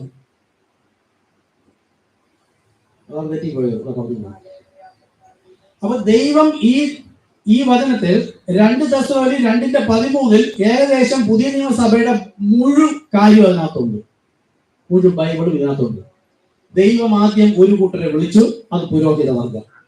ആ പുരോഹിത വർഗം ദൈവത്തിന്റെ ഇച്ഛ എന്തെന്ന് മനസ്സിലാക്കിയിട്ട് അങ്ങനെ ഒരു കൂട്ടം ജനത്തെ ദൈവം വിളിച്ച് വേർതിരിച്ച് മുന്നമേ കൊണ്ടുവന്ന് ഇരുത്തിയിരിക്കുന്നവരോട് പറയുകയാണ്, കർത്താവിന് പ്രിയരായ സഹോദരന്മാരെ, വീണ്ടും ജനിച്ചവരെ, ദൈവം നിങ്ങളെ ആദ്യം മുതൽ ആത്മാവിന്റെ, നമ്മൾ എന്തിനാണ് ഓരോ ദിവസവും ദൈവവചനം കേട്ട് ആത്മാവിൽ വിശുദ്ധീകരണം പ്രാപിക്കുന്നത്? സഭയിൽ നടക്കേണ്ട കാര്യങ്ങൾ മൊത്തം അതിനകത്തുണ്ട്. അടുത്തോ സത്യത്തിന്റെ വിശ്വാസം. സത്യം എന്താ? ദൈവവചനം. അതങ്ങനെ വായിച്ച് വിശ്വസിക്കാനല്ല, അതിനകത്ത് കിടക്കുന്ന നിഗൂഢ രഹസ്യങ്ങൾ അത് വെളിപ്പാടായി വരുമ്പോൾ ആ വെളിപ്പാടിൽ വിശ്വസിക്കാനാണ്. യേശുക്രിസ്തു പറഞ്ഞു, എന്നെ അറിയുന്നത് തന്നെ നിത്യജീവൻ. നമ്മൾ സുവിശേഷത്തിന് ട്രാക്ക് കൊണ്ടുപോകുമ്പോൾ എല്ലാവരും പറയും, ഈ ട്രാക്ക് ഒന്നും വേണ്ട, യേശുക്രിസ്തു ഞങ്ങൾ വിശ്വസിക്കുന്നുണ്ട്. യേശുവിനെ അറിയുന്നത് തന്നെ നിത്യജീവൻ. യേശുവിനെ എന്ന് പറഞ്ഞാൽ ഈ യേശുവാണ് പിതാവെന്ന്. കർത്താവ് ഇപ്പൊ ഉപയോഗിക്കുന്നില്ല. ഈ കർത്താവ് എന്ന് പറയുന്നതിൽ ഒളിഞ്ഞിരിക്കുന്നതാണ് പിതാവ്. ഇവര് ഇതിനെ മൂന്നാക്കുന്നു. ഇവിടെ വന്നാൽ ഈ ഒളിഞ്ഞിരിക്കുന്നത് ഈ പിതാവ് കർത്താവിനകത്തുണ്ടെന്നും യേശു എന്ന് പറയുന്നതിൽ പുത്രനുണ്ടെന്നും ക്രിസ്തു എന്ന് പറയുന്നതിൽ പരിശുദ്ധാത്മാവുണ്ടെന്നും മനസ്സിലാക്കിയാൽ പിന്നെ കർത്താവ് യേശു ക്രിസ്തു ഉപയോഗിച്ചാൽ മതി. ഈ 3 ആക്ഷരിക വാക്കുകളുടെ ആത്മീക നാമം വന്നു കഴിഞ്ഞു. ഇതാണ് ഇത് വചനമാണ്. ഇതും വചനം തന്നെ. അപ്പോസ്തലർ 2:38 മത്തായി 28:19 പിതാവിന്റെയും പുത്രന്റെയും പരിശുദ്ധാത്മാവിന്റെ നാമം, അത് വചനം തന്നെയാണ്. പക്ഷെ അതിന്റെ സത്യമാണ് ഇത്. അതാണ് പറയുന്നത്, സത്യത്തിന്റെ വിശ്വാസത്തിലും ഈ വെളിപ്പാടിന്മേലാണ് ദൈവം തന്റെ സഭയെ കെട്ടുന്നത്. ഈ വെളിപ്പാടാണ് നമുക്ക് ആവശ്യം. അത് പറയുമ്പോൾ ഈ വെളിപ്പാടില്ലാത്ത പുരോഹിതൻ നമ്മെ എന്തെല്ലാം ഉപദ്രവിക്കുന്നു. അങ്ങനെ സത്യത്തിന്റെ വിശ്വാസത്തിലും അങ്ങനെ വെളിപ്പാട് ലഭിക്കുന്നവനാണ് 2 അല്ല 1 കണ്ടിട്ട് അവൻ മാത്രമാണ് രക്ഷിക്കപ്പെടുന്നത്. എത്ര പേരുണ്ടോ അവർ. അങ്ങനെ രക്ഷിക്കപ്പെട്ടവർ, അങ്ങനെ തിരഞ്ഞെടുക്കൊണ്ട് ഇത് നമ്മൾ അറിയുമ്പോൾ ഉണ്ടാകുന്ന സന്തോഷം കർത്താവ് കാണാൻ ആഗ്രഹിക്കുന്നു. ഞാൻ കൊടുക്കുന്നുണ്ടോ എന്നുള്ളതാണ് ദൈവം. അങ്ങനെ നിങ്ങൾ നിമിത്തം ദൈവത്തെ പറ പറ പറ എന്ന് പറയുമ്പോഴല്ല, വെറുതെ ഇരിക്കുമ്പോഴല്ല, എപ്പോഴും ഇതാണ് സ്തോത്രം എന്ന യാഗം ഇടവിടാതെ അർപ്പിക്കുകയും. ഈ ലോകത്തിലും സമൂഹത്തിലും നമ്മൾ യാത്ര ചെയ്യുമ്പോഴൊക്കെയും ഇവരിലധികമായി നീ എന്നെ സ്നേഹിച്ചില്ലേ കർത്താവേ, ഹൃദയം കൊണ്ട് നന്ദി യേശുവേ, നന്ദി. എപ്പോഴും അതിലാണ് ഞാൻ ആത്മീയ മനുഷ്യനാകുന്നത്. ഞാൻ പള്ളി വിട്ട് പുറത്തിറങ്ങുമ്പോ എല്ലാം മറന്നു. പിന്നെ ഞായറാഴ്ചയാണ് ക്രിസ്ത്യാനികൾ, ക്രിസ്തുവുമായി ഒരു ബന്ധവുമില്ല. അപ്പോൾ ഞങ്ങൾ നിമിത്തം ദൈവത്തിനെ എപ്പോഴും സ്തുതിപ്പാൻ കടംപെട്ടിരിക്കുന്നു. അപ്പൊ സ്തോത്രം സ്തുതിയും വീണ്ടും ദൈവത്തിന്. പാസ്റ്ററെ സ്തോത്രം, ബ്രദറെ സഹോദരി സ്തോത്രം എന്ന് പറയരുത്. ഇത്രയും കാര്യങ്ങൾ ചെയ്ത് വിളിച്ച് വേർതിരിച്ച ദൈവത്തിന് മാത്രം സ്തോത്രം. എബ്രായർ 13:15. അതുകൊണ്ട് അവൻ മുഖാന്തരം, ആര്? കർത്താവായ യേശു ക്രിസ്തു. ഏതുകൊണ്ട്? ഇത് ഇങ്ങനെയാണ് പറഞ്ഞിരിക്കുന്നത്. ബാക്കി നമ്മൾ പറഞ്ഞത്, കർത്താവായ യേശു ക്രിസ്തു ക്രൂശിൽ ചൊരിഞ്ഞ രക്തം എന്റെ പാപം വഹിച്ചു, എന്റെ ശിക്ഷയ്ക്ക് വരെ യേശു ഏറ്റു. ഈ വക കാര്യങ്ങളെല്ലാം ഇതുപോലെ ഓരോ വചനത്തിന്റെ മുമ്പേ എനിക്ക് ഓർമ്മ വന്നാൽ എനിക്ക് എന്റെ കർത്താവിനോടുള്ള ഒന്നാമത്തെ സ്നേഹം എത്രയെന്ന് ആലോചിച്ചു. എന്റെ കാര്യം വിട്ടിട്ട് ഞാൻ കർത്താവിന്റെ കാര്യത്തിൽ പോകും. അപ്പോൾ എന്റെതെല്ലാം പിന്നാലെ കർത്താവ് ചേർക്കും. അത് നമ്മൾ വിശ്വസിച്ചിട്ട് കാര്യമില്ല. അത് വിശ്വസിച്ച ഇങ്ങനെ പറഞ്ഞിട്ട് കാര്യമില്ല. അത് കാണാൻ കഴിയാത്തതിനെ കാണിച്ചുകൊണ്ട് കർത്താവ് പുറകിലുണ്ട്. അത് എനിക്ക് കാണാൻ കഴിയുന്നില്ല. അത് കണ്ടുകൊണ്ട് ഞാൻ മുന്നോട്ട് പോയാൽ അതെല്ലാം എന്റെ പിന്നാലെ വരിക തന്നെ. ഇടയ്ക്ക് വെച്ച് ആർക്കും തടയാൻ പറ്റില്ല. അതുകൊണ്ട് അവൻ മുഖാന്തരം, അതായത് യേശു ക്രിസ്തു മുഖാന്തരം നാം ദൈവത്തിന് അവന്റെ നാമത്തെ, ആരുടെ നാമത്തെ? ആരുടെ? ദൈവത്തിന്റെ നാമം ഇവിടെ പറഞ്ഞതാകുന്നു. അതുകൊണ്ട് അവൻ മുഖാന്തരം എന്ന് പറഞ്ഞാൽ കർത്താവായ യേശു ക്രിസ്തു. ദൈവത്തിന്റെ നാമം എന്ന് പറയുമ്പോഴത്തേക്ക് യഹോവ എന്ന് പറയാം, ഞാനാകുന്നവൻ ഞാൻ എന്ന് പറയാം, മൽക്കീസേദെക്ക് അല്ലെങ്കിൽ എലോഹി എന്നൊക്കെ പറയാം. പക്ഷെ ഇവിടെ നമുക്കൊരു നാമം നൽകി പുതിയ നിയമസഭയിൽ. അവൻ, അതുകൊണ്ട് അവൻ മുഖാന്തരം, ആര്? കർത്താവായ യേശു ക്രിസ്തു മുഖാന്തരമാണ് നമുക്ക് രക്ഷ മിനിമം. പിന്നെ എന്തെല്ലാം ലഭിക്കാൻ കിടക്കുന്നു. അപ്പൊ മുഖാന്തരം നാം ദൈവത്തിന്, കണ്ടോ, ദൈവത്തിന് സ്തോത്രം. ആര് മുഖാന്തരം? അവന്റെ നാമത്തെ ഏറ്റുപറയുന്ന കർത്താവായ യേശു ക്രിസ്തുവിന്റെ. ഇനി കുറച്ചുകൂടെ ഡീപ്പായിട്ട് ആത്മാവ് ലഭിക്കുമ്പോൾ നമുക്ക് മനസ്സിലാകും ഈ കർത്താവായ യേശു ക്രിസ്തു എന്നതും ദൈവത്തിന്റെ നാമം തന്നെയാണ്. യോഹന്നാൻ 17:6-26 യേശു പറഞ്ഞു, പിതാവേ, നീ എനിക്ക് തന്ന നിന്റെ നാമം ഞാൻ ഇവർക്ക് വെളിപ്പെടുത്തിയിരിക്കുന്നു. യേശു എവിടെയെങ്കിലും പിതാവിന്റെ നാമം യഹോവയിൽ വെളിപ്പെടുത്തിയോ? ഇല്ല. യേശു വെളിപ്പെടുത്തത്, കർത്താവേ, ഇവർ ചെയ്യുന്നതെന്ന് അറിയാൻ ക്ഷമിക്കണമേ, നിന്റെ ദൈവമായ കർത്താവിനെ പരീക്ഷിക്കരുത്. അപ്പൊ പുതിയ നിയമസഭയിൽ ഇത് ദൈവമാണ് സംസാരിച്ചത്. യേശു അക്ഷരിച്ചിട്ടുണ്ട്. യോഹന്നാൻ 5:19-30 പുത്രൻ സ്വതവേ ഒന്നും സംസാരിക്കുന്നില്ല. നിങ്ങൾക്ക് ബോറടിക്കരുത്. നമ്മൾ ചർച്ചിൽ പലപ്പോഴും പഠിപ്പിച്ചാണ്. പുതിയതായിട്ട് പല ആൾക്കാരും കേൾക്കുന്നുണ്ട്. അവർക്കും കൂടെ വേണ്ടിയിട്ട് ഞാൻ സംസാരിക്കും. നമുക്ക് ഈ ബൈബിൾ സംസാരിച്ച് ഇപ്പൊ നമ്മൾ 2 വാക്യം മുഴുവനും വീണ്ടും ജനിച്ച പുരോഹിതനും അതുപോലെ വീണ്ടും ജനിച്ചിരിക്കുന്ന വിശ്വാസികൾക്ക് വേണ്ടി മാത്രമാണ് ഒറ്റ വാക്യം. ബാക്കി ഇനി വരുന്ന വാക്യങ്ങൾ എത്രയോ ജാതിയിൽപ്പെട്ടവർ കിടക്കുന്നു. അങ്ങനെ നമ്മൾക്കുള്ള വചനം കേട്ടിട്ടല്ലേ നമ്മൾ സഭയിലേക്ക് വന്നത്. അപ്പം പുതിയ വിശ്വാസികൾ പുതിയതായിട്ട് കടന്നു വരാൻ ആഗ്രഹിക്കുന്നവർക്കും കൂടെ വേണ്ടി ഞാൻ പറയാണ്. അപ്പൊ അവന്റെ നാമത്തെ ഏറ്റു പറയുന്ന, ദൈവത്തിന്റെ നാമം തന്നെ, പക്ഷെ യഹോവയെന്നൊന്നും പറഞ്ഞ കാര്യമില്ല, കർത്താവായ യേശു ക്രിസ്തുവിന്റെ നാമത്തെ ഏറ്റു പറയുന്ന. എന്താണെന്ന് അറിയാമോ? അത് ഇനിയിപ്പോ നാളെ വരെ നിങ്ങൾ ചെയ്തത് കർത്താവായ യേശുവേ, കർത്താവായ യേശു, അല്ലെങ്കിൽ യേശുവേ, കർത്താവായ യേശു, കർത്താവായ യേശു, ഇതൊന്നും അല്ല. കർത്താവായ യേശു ക്രിസ്തുവിനെ കുറിച്ചുള്ളതാകുന്നു സുവിശേഷം. അത് ലോകത്തിന്റെ അറ്റത്തോളം അറിയണമെന്നാണ് യേശുവിന്റെ ഇഷ്ടം. ആ നാമത്തെ പ്രചരിപ്പിക്കണം. സിസ്റ്റർ, ഒരു 500 ട്രാക്ട് ഞാൻ കൊണ്ട് വെച്ചിട്ടുണ്ട്, നേരത്തോട്ട് പോയിക്കോളണം. എത്രയും പെട്ടെന്ന് പറ്റുമെങ്കിൽ അടുത്ത ആഴ്ചയ്ക്ക് മുമ്പ് അത് കൊടുക്കാൻ ശ്രമിക്കുക. നിങ്ങളുടെ ബിസിനസ് ഇനി അതാണ്. അവിടെ തട്ടിലിരുന്നുകൊണ്ട് മലക്കറിവിക്കാനല്ല നിങ്ങൾ ഇരിക്കുന്നത്. അവിടെ ഇരിക്കുമ്പോൾ ആദ്യം എന്റെ കർത്താവിന്റെ നാമത്തിൽ ഇതുവഴി പോകുന്നവർക്ക്, കടയിൽ വരുന്നവർക്ക് ഒരു ട്രാക്ക് കൊടുക്കും. വിശ്വസിച്ചാൽ ഇല്ലെങ്കിൽ ആ ബിസിനസ് നിങ്ങൾ ചെയ്താൽ നിങ്ങൾക്ക് വേണ്ടുന്നതെല്ലാം കർത്താവ് പിന്നാലെ ചേർക്കും. എന്തായാലും നിങ്ങൾ ബിസിനസ്സിനായി റോഡ് സൈഡിൽ വന്നിരിക്കും. ഈ ട്രാക്കിൽ ഇന്നു മുതൽ കർത്താവിനെ ബോധിപ്പിക്കാൻ വേണ്ടിയിട്ടല്ല, നിങ്ങളുടെ ദാഹം ദൈവത്തിൽ പിതാവിന്റെ ഇഷ്ടമെന്ന് കരുതി ആ തട്ടിൽ എപ്പോഴും ട്രാക്ക് ഉണ്ടായിരിക്കണം, കൊടുക്കുക. നിങ്ങൾ അത് ചെയ്താൽ, ലജ്ജിക്കാതെ ചെയ്താൽ കർത്താവുമായിരിക്കും. അപ്പോ ഇവിടെ പറയുന്ന അവന്റെ നാമത്തെ ഏറ്റുപറയുന്ന അധരബലം എന്ന് പറഞ്ഞാൽ ഞാൻ എപ്പോഴും യേശുവെ സ്തോത്രം, യേശുവെ സ്തോത്രം, യേശുവെ സ്തോത്രം എന്നല്ല. കർത്താവ് യേശു ക്രിസ്തു കാൽവരി ക്രൂശിൽ ഒരുക്കിയ യാഗത്തെ കുറിച്ചാണ് ഒന്നാമത് പറയാൻ. ആ യാഗം പറയുമ്പോൾ അവൻ പാപിയല്ല, അവന്റെ പാപിയല്ല, നീ പാപിയായി മരിക്കേണ്ടവനല്ല, നിന്റെ പാപപരിഹാര മാർഗത്തിനായി ഒരുവൻ മുന്നമേ മരിച്ചിരിക്കുന്നു, നിനക്ക് പകരമായി മരിച്ചിരിക്കുന്നു. നീ ജീവിച്ച് നശിച്ചു പോകാതിരിക്കാൻ നിന്റെ പാപം വഹിച്ചുകൊണ്ട് ജീവിച്ചിരുന്ന, അതാണ് എന്റെ മോഡലെ. യേശു ക്രിസ്തു ഭൂമിയിൽ വന്നപ്പോൾ ഒരു ക്രിസ്തു വിശ്വാസി ജീവിച്ചിരിക്കുന്നത് എങ്ങനെയാണെന്നും ആ വചനം വിശ്വസിച്ച് പ്രമാണിച്ചനുസരിക്കുമ്പോൾ എന്തൊക്കെ പ്രതികൂലം വരുമെന്നും പ്രതികൂലം വരുമ്പോൾ എങ്ങനെ ദൈവത്തോട് പ്രാർത്ഥിക്കണമെന്നും ആ സമയത്ത് ദൈവം എങ്ങനെ സഹായിക്കുമെന്നും അങ്ങനെയൊക്കെ പ്രാർത്ഥിച്ചിട്ടും ഒന്നും നടക്കാതെ അവസാനം ഒരു കൂട്ടം പാപികളുടെ കയ്യാൽ കൊല്ലപ്പെടാൻ വന്നപ്പോഴും സാധാരണ ഒരു മനുഷ്യൻ പറയും, എങ്കിലും കർത്താവെ ഈ പാനപാത്രം എന്നിൽ നിന്ന് നീക്കണമേ എന്ന് പറയുന്ന ഒരു മനുഷ്യന്റെ അവസ്ഥയും കൂടെ ആ കർത്താവ് അവിടെ കാണിച്ചു തന്നിട്ട് അടുത്ത സെക്കൻഡ് പറയണം, എങ്കിലും പിതാവേ എന്റെ ഇഷ്ടമല്ല അങ്ങയുടെ ഇഷ്ടം നിവർത്തിയാകട്ടെ. അപ്പൊ ഇതെല്ലാം കാണുമ്പോൾ യേശു ക്രിസ്തു ദൈവമെങ്കിൽ ഇതെങ്ങനെ, ഇതാണ് വെളിപ്പാട്. യേശു നമുക്കൊരു മാതൃക വെച്ചേച്ച് പോയിരിക്കുന്നത് കൊണ്ട് നമ്മൾക്കൊരു വചനം വിശ്വസിച്ച് പ്രമാണിച്ചനുസരിച്ച് അങ്ങനെ വിശുദ്ധിയോട് ജീവിക്കുന്നതിനിടയിൽ ഉണ്ടാകുന്ന പ്രശ്നം കാണുമ്പോൾ മറ്റുള്ളവർ ഓടിപ്പോയാലും വിശ്വസിച്ച് മരണപര്യന്തം നിൽക്കുന്ന ഒരുവനെങ്കിലും ഉണ്ട് എന്ന് അവർക്ക് കാണിച്ചു കൊടുക്കുന്നതിന് കർത്താവ് വന്നതാണ്. അത് ഇന്നും എഴുതി വച്ചിരിക്കുന്നു. എബ്രായ ബാലന്മാരെ നോക്കൂ, 1 ഇരട്ടി തീയിലല്ല 7 ഇരട്ടി വർദ്ധിപ്പിച്ചിട്ടും അവര് ഭയപ്പെട്ടില്ല. ഇനി 70 ഇരട്ടി വർദ്ധിപ്പിച്ചാൽ അവര് തിരിച്ചുകൊണ്ടിരിക്കും. അവര് വർദ്ധിപ്പിക്കുന്തോറും അവരുടെ വിശ്വാസവും വർദ്ധിച്ചുകൊണ്ടിരിക്കുകയാണ്. 7 ഇരട്ടി തീ വർദ്ധിപ്പിച്ചപ്പോൾ അവരുടെ വിശ്വാസം 8 ഇരട്ടിയിൽ അധികമായി. ആ വിശ്വാസം കാണാൻ കഴിയാത്തത് അവർ കണ്ടിട്ട് നിന്നപ്പോൾ അവർ ഈ ലോകത്തിന് കാണാൻ കഴിയാതെ ഇവർ കണ്ടവൻ തീയുടെ നടുവിൽ തീക്ക് ചൂടില്ല.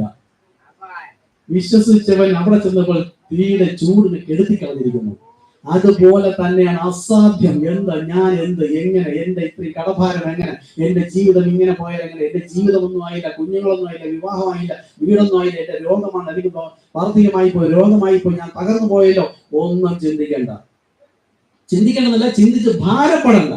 പ്രാർത്ഥിച്ച ശേഷവും ഭാരപ്പെടുന്നുവെങ്കിൽ വിശ്വസ്തനായവനെ അല്ല ഏൽപ്പിച്ചതെന്നാണ് ആ ഭാരം കാണിക്കുന്നത്. വിശ്വസ്തയോടെ ഏൽപ്പിക്കുക. കാര്യം സകല സത്യത്തിൽ വെള്ളത്തും അസാധ്യതകളെ സാധ്യമാക്കുന്നവനാ കർത്താവായ യേശു ക്രിസ്തു. ഓക്കെ, അപ്പൊ ഇവിടെ അധരഫലം എന്ന സ്തോത്രയാഗം ഇടപെടാതെ അർപ്പിക്കാൻ പറഞ്ഞാൽ ഈ സുവിശേഷം അറിയിക്കുമ്പോൾ തന്നെ ആ യാഗം കൂടെ അവർക്ക് കൊടുക്കുമ്പോൾ ദൈവത്തിന് അത് സ്തോത്രമായി പോയിക്കൊണ്ടേയിരിക്കും. സുവിശേഷം അറിയിക്കുന്നിടത്തോളം സ്തോത്രയാഗം ദൈവത്തിന് കൊടുക്കുകയാണ്. അടുത്ത് 3-4 വിഷയം എടുക്കാൻ തീർച്ചയായിട്ടും വന്നതാണ്. ഇന്നിപ്പോ ഒരു വിഷയം നടക്കണം, എന്നാലും വേണ്ടില്ല, ഇതുപോലെ വളരെ കൃത്യമായിട്ട് പഠിച്ചു പോകാം നമുക്ക്. 2 കൊരിന്ത്യർ 8:16 നിങ്ങൾക്ക് വേണ്ടി തീത്തോസിന്റെ ഹൃദയത്തിലും ഈ ജാഗ്രത നൽകിയ ദൈവത്തിന് സ്തോത്രം. അപ്പൊ സ്തോത്രമാർക്കാണ്? ദൈവത്തിന്. ആ വിഷയം എടുത്തു വരുന്നത്. ഇനി ഇതിന്റെ മർമ്മം എന്ത് നോക്കാം. നമ്മൾ വായിച്ചിട്ടുകൊണ്ടിരിക്കുകയാണ്. നിങ്ങൾക്ക് വേണ്ടി ആർക്ക്? ഒരു സഭയിൽ പുരോഹിത, ഒന്നുകിൽ പൗലോസിനോട് എഴുതി ചോദിച്ചതായിരിക്കാം, ഇല്ലെങ്കിൽ പൗലോസ് സഭയിൽ പഠിപ്പിക്കുന്നതായിരിക്കാം.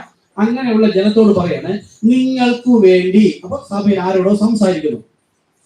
തീത്തോസിന്റെ ഹൃദയത്തിലും എന്നാണ് എന്താണ്? അതായത് എനിക്കും നൽകപ്പെട്ടു, തീത്തോസിന്റെ ഹൃദയത്തിലും എന്ത് നൽകപ്പെട്ടു?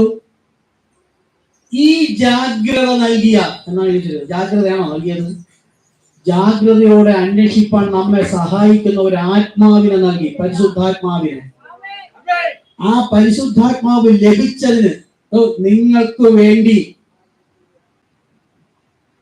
അപ്പൊ പുരോഹിതൻ എന്ന ലേബലിൽ ദൈവം അവനെ അഭിഷേകം ചെയ്തത് മറ്റുള്ളവരെ നേടുവാൻ. വിശ്വാസി എന്ന് പറഞ്ഞുകൊണ്ട് ദൈവം ആത്മാവിനെ നൽകുന്നത് എന്തിനാണ്? അന്ധകാരത്തിൽ ഇരിക്കുന്നവരെ അത്ഭുത പ്രകാശത്തിലേക്ക് വിളിക്കുവാൻ തക്കവണ്ണം, സൽഗുണങ്ങളെ ഘോഷിപ്പാൻ തക്കവണ്ണം തിരഞ്ഞെടുക്കപ്പെട്ട രാജകീയ പുരോഹിത വർഗം, വിശുദ്ധ വംശം, സ്വന്തം ജനം. അപ്പോൾ വിശ്വാസി എന്ന് പറഞ്ഞിരിക്കുന്നവരെയും ഈ സ്തോത്രം എന്ന യാഗം ഇടപെടാതെ അർപ്പിക്കാനില്ല. യേശുവെ സ്തോത്രം എന്ന് പറഞ്ഞുകൊണ്ടിരിക്കാനല്ല, കർത്താവിന്റെ നാമത്തെ ഏറ്റുപറയുന്ന ആ നാമം നിമിത്തമുള്ള സുവിശേഷം അറിയിക്കണം, സത്യ സുവിശേഷം അറിയിക്കണം. ഇവിടെ നിങ്ങൾക്ക് വേണ്ടി തീത്തോസിന്റെ ഹൃദയത്തിലും, അതായത് ഈ പറയുന്ന പുരോഹിതനിലും ആ മറ്റൊരു പുരോഹിത തീത്തോസിന്റെ ഹൃദയത്തിലും ഈ ജാഗ്രത. എന്താ പൗലോസിന്റെ ജാഗ്രതയെ കുറിച്ച് മനസ്സിലാക്കണം. ഈ എന്ന ഒറ്റ വാക്കുകൊണ്ട് അവിടെ നിർത്തിയിട്ട് പൗലോസിന്റെ ജാഗ്രതയ്ക്കായിട്ട് ആകാംക്ഷയോടെ ഇരിക്കണം. അവൻ ഗമാലിയന്റെ പാദപീഠത്തിൽ എന്ന് പറയുമ്പോൾ അവന്റെ സമപ്രായത്തിൽ ഇവനെ പോലെ ജാഗ്രതയോടെ മുതിർന്ന ഒരുവനുമില്ല. അപ്പോൾ അവൻ പഠിച്ച ദൈവത്തിന്റെ പഴയ നിയമത്തിലെ ദൈവവചന സത്യത്തിന് വിരുദ്ധമായി ദൈവം മാത്രം വിശുദ്ധൻ വിശുദ്ധൻ വിശുദ്ധൻ എന്ന് ദൈവം മാത്രം എന്ന് പഠിക്കുകയും പഠിപ്പിക്കുകയും ചെയ്തുകൊണ്ടിരുന്നവൻ അവന്റെ മുമ്പിൽ ഒരുത്തൻ വന്ന് നിന്നിട്ട് പറയണ് മശിഹയാണ്, യഹോവയാണ്, ഇമ്മാനുവലാണ്, അതായത് ദൈവമാണ്, ദൈവം എന്ന് കാണണം. പൗലോസ് വിശ്വാസമാവുമോ? അവൻ സഹവാസം വേശ്യകളും ചുങ്കക്കാരും പോട്ടാനും കുരുടനും പള്ളിയിലെ വിശ്വാസി പോലും അടുപ്പിക്കാത്ത പുറത്ത് കളഞ്ഞിരുന്ന ജനത്തോടുകൂടെ ഉണ്ണുന്നു, കുടിക്കുന്നു, ഉറങ്ങുന്നു, പോകുന്നു, വരുന്നു, സംസാരിക്കുന്നു, സഹവാസം മുഴുവൻ അവനോട്. പൗലോസ് പഠിച്ച പ്രകാരം ഉള്ള യേശു വന്നാൽ അല്ലെങ്കിൽ മശിഹ വന്നാൽ ഇങ്ങനെ പോവുമോ? തന്റെ മന്ദിരത്തിലേക്ക് വരും, യെരുശലേമിൽ വരും, കയ്യഫാവിന്റെ കൊട്ടാരത്തിൽ വരും. അവരുടെ ബുദ്ധിക്ക് അപ്പോൾ പൗലോസ് ഇത്രയും ഗമാലിയുടെ പാദപീഠത്തിൽ നിന്ന് പഠിച്ച പൗലോസ് പോലും അന്ന് വരെ ബുദ്ധിയിലാണ് പഠിച്ചത്. അവനെ കർത്താവ് കണ്ട് അവന്റെ ബുദ്ധി അടച്ച്, ഈ ജഡക്കണ്ണിനെ, ആത്മക്കണ്ണിനെ, അതുവരെയുള്ള കാഴ്ചയെ അടച്ചു കളഞ്ഞപ്പോൾ അവൻ അടയുന്നതിന് മുമ്പ് ഒരു പ്രകാശം കണ്ടു. ആ പ്രകാശം യഹോവ, ഞാനാകുന്നു വെളിച്ചം. അവൻ ആ യഹോവ എന്ന കർത്താവിനെ അറിയാവൂ. അവൻ അവിടെ ചോദിക്കുന്നു, കർത്താവേ നീ ആരാകുന്നു? നീ ഇങ്ങനെയുള്ളവനാണെന്ന് ഞാനിതുവരെ പഠിച്ചിട്ടില്ലല്ലോ കർത്താവേ. അപ്പൊ ഒരു വെളിച്ചം കണ്ടു, നീ എന്താ, നീ ആരാ കർത്താവേ എന്ന് ചോദിച്ചു. വേറെ രണ്ടുപേരെ ഉള്ളതുകൊണ്ടല്ല, ഇന്നുവരെ അങ്ങനെ ഒരു കർത്താവിനെ അവൻ കണ്ടിട്ടില്ല. അവന് പരിചയം അവനിൽ വസിക്കുന്നു എന്ന് വിചാരിച്ച കർത്താവ് മുകളിൽ പ്രകാശമായി കണ്ടപ്പോൾ അവൻ സകലവും അന്ധതയിൽ വീണു, മിണ്ടാൻ കഴിയാതായി പോയി. ആ വെളിച്ചമായ യഹോവ പറയാണ്, നീ ഉപദ്രവിക്കുന്ന യേശു ഞാനാകുന്നു. ദൈവം നേരിട്ട് പറയണം, ദൈവത്തിന്റെ നാമം വെളിച്ചം പറയണ് യേശു.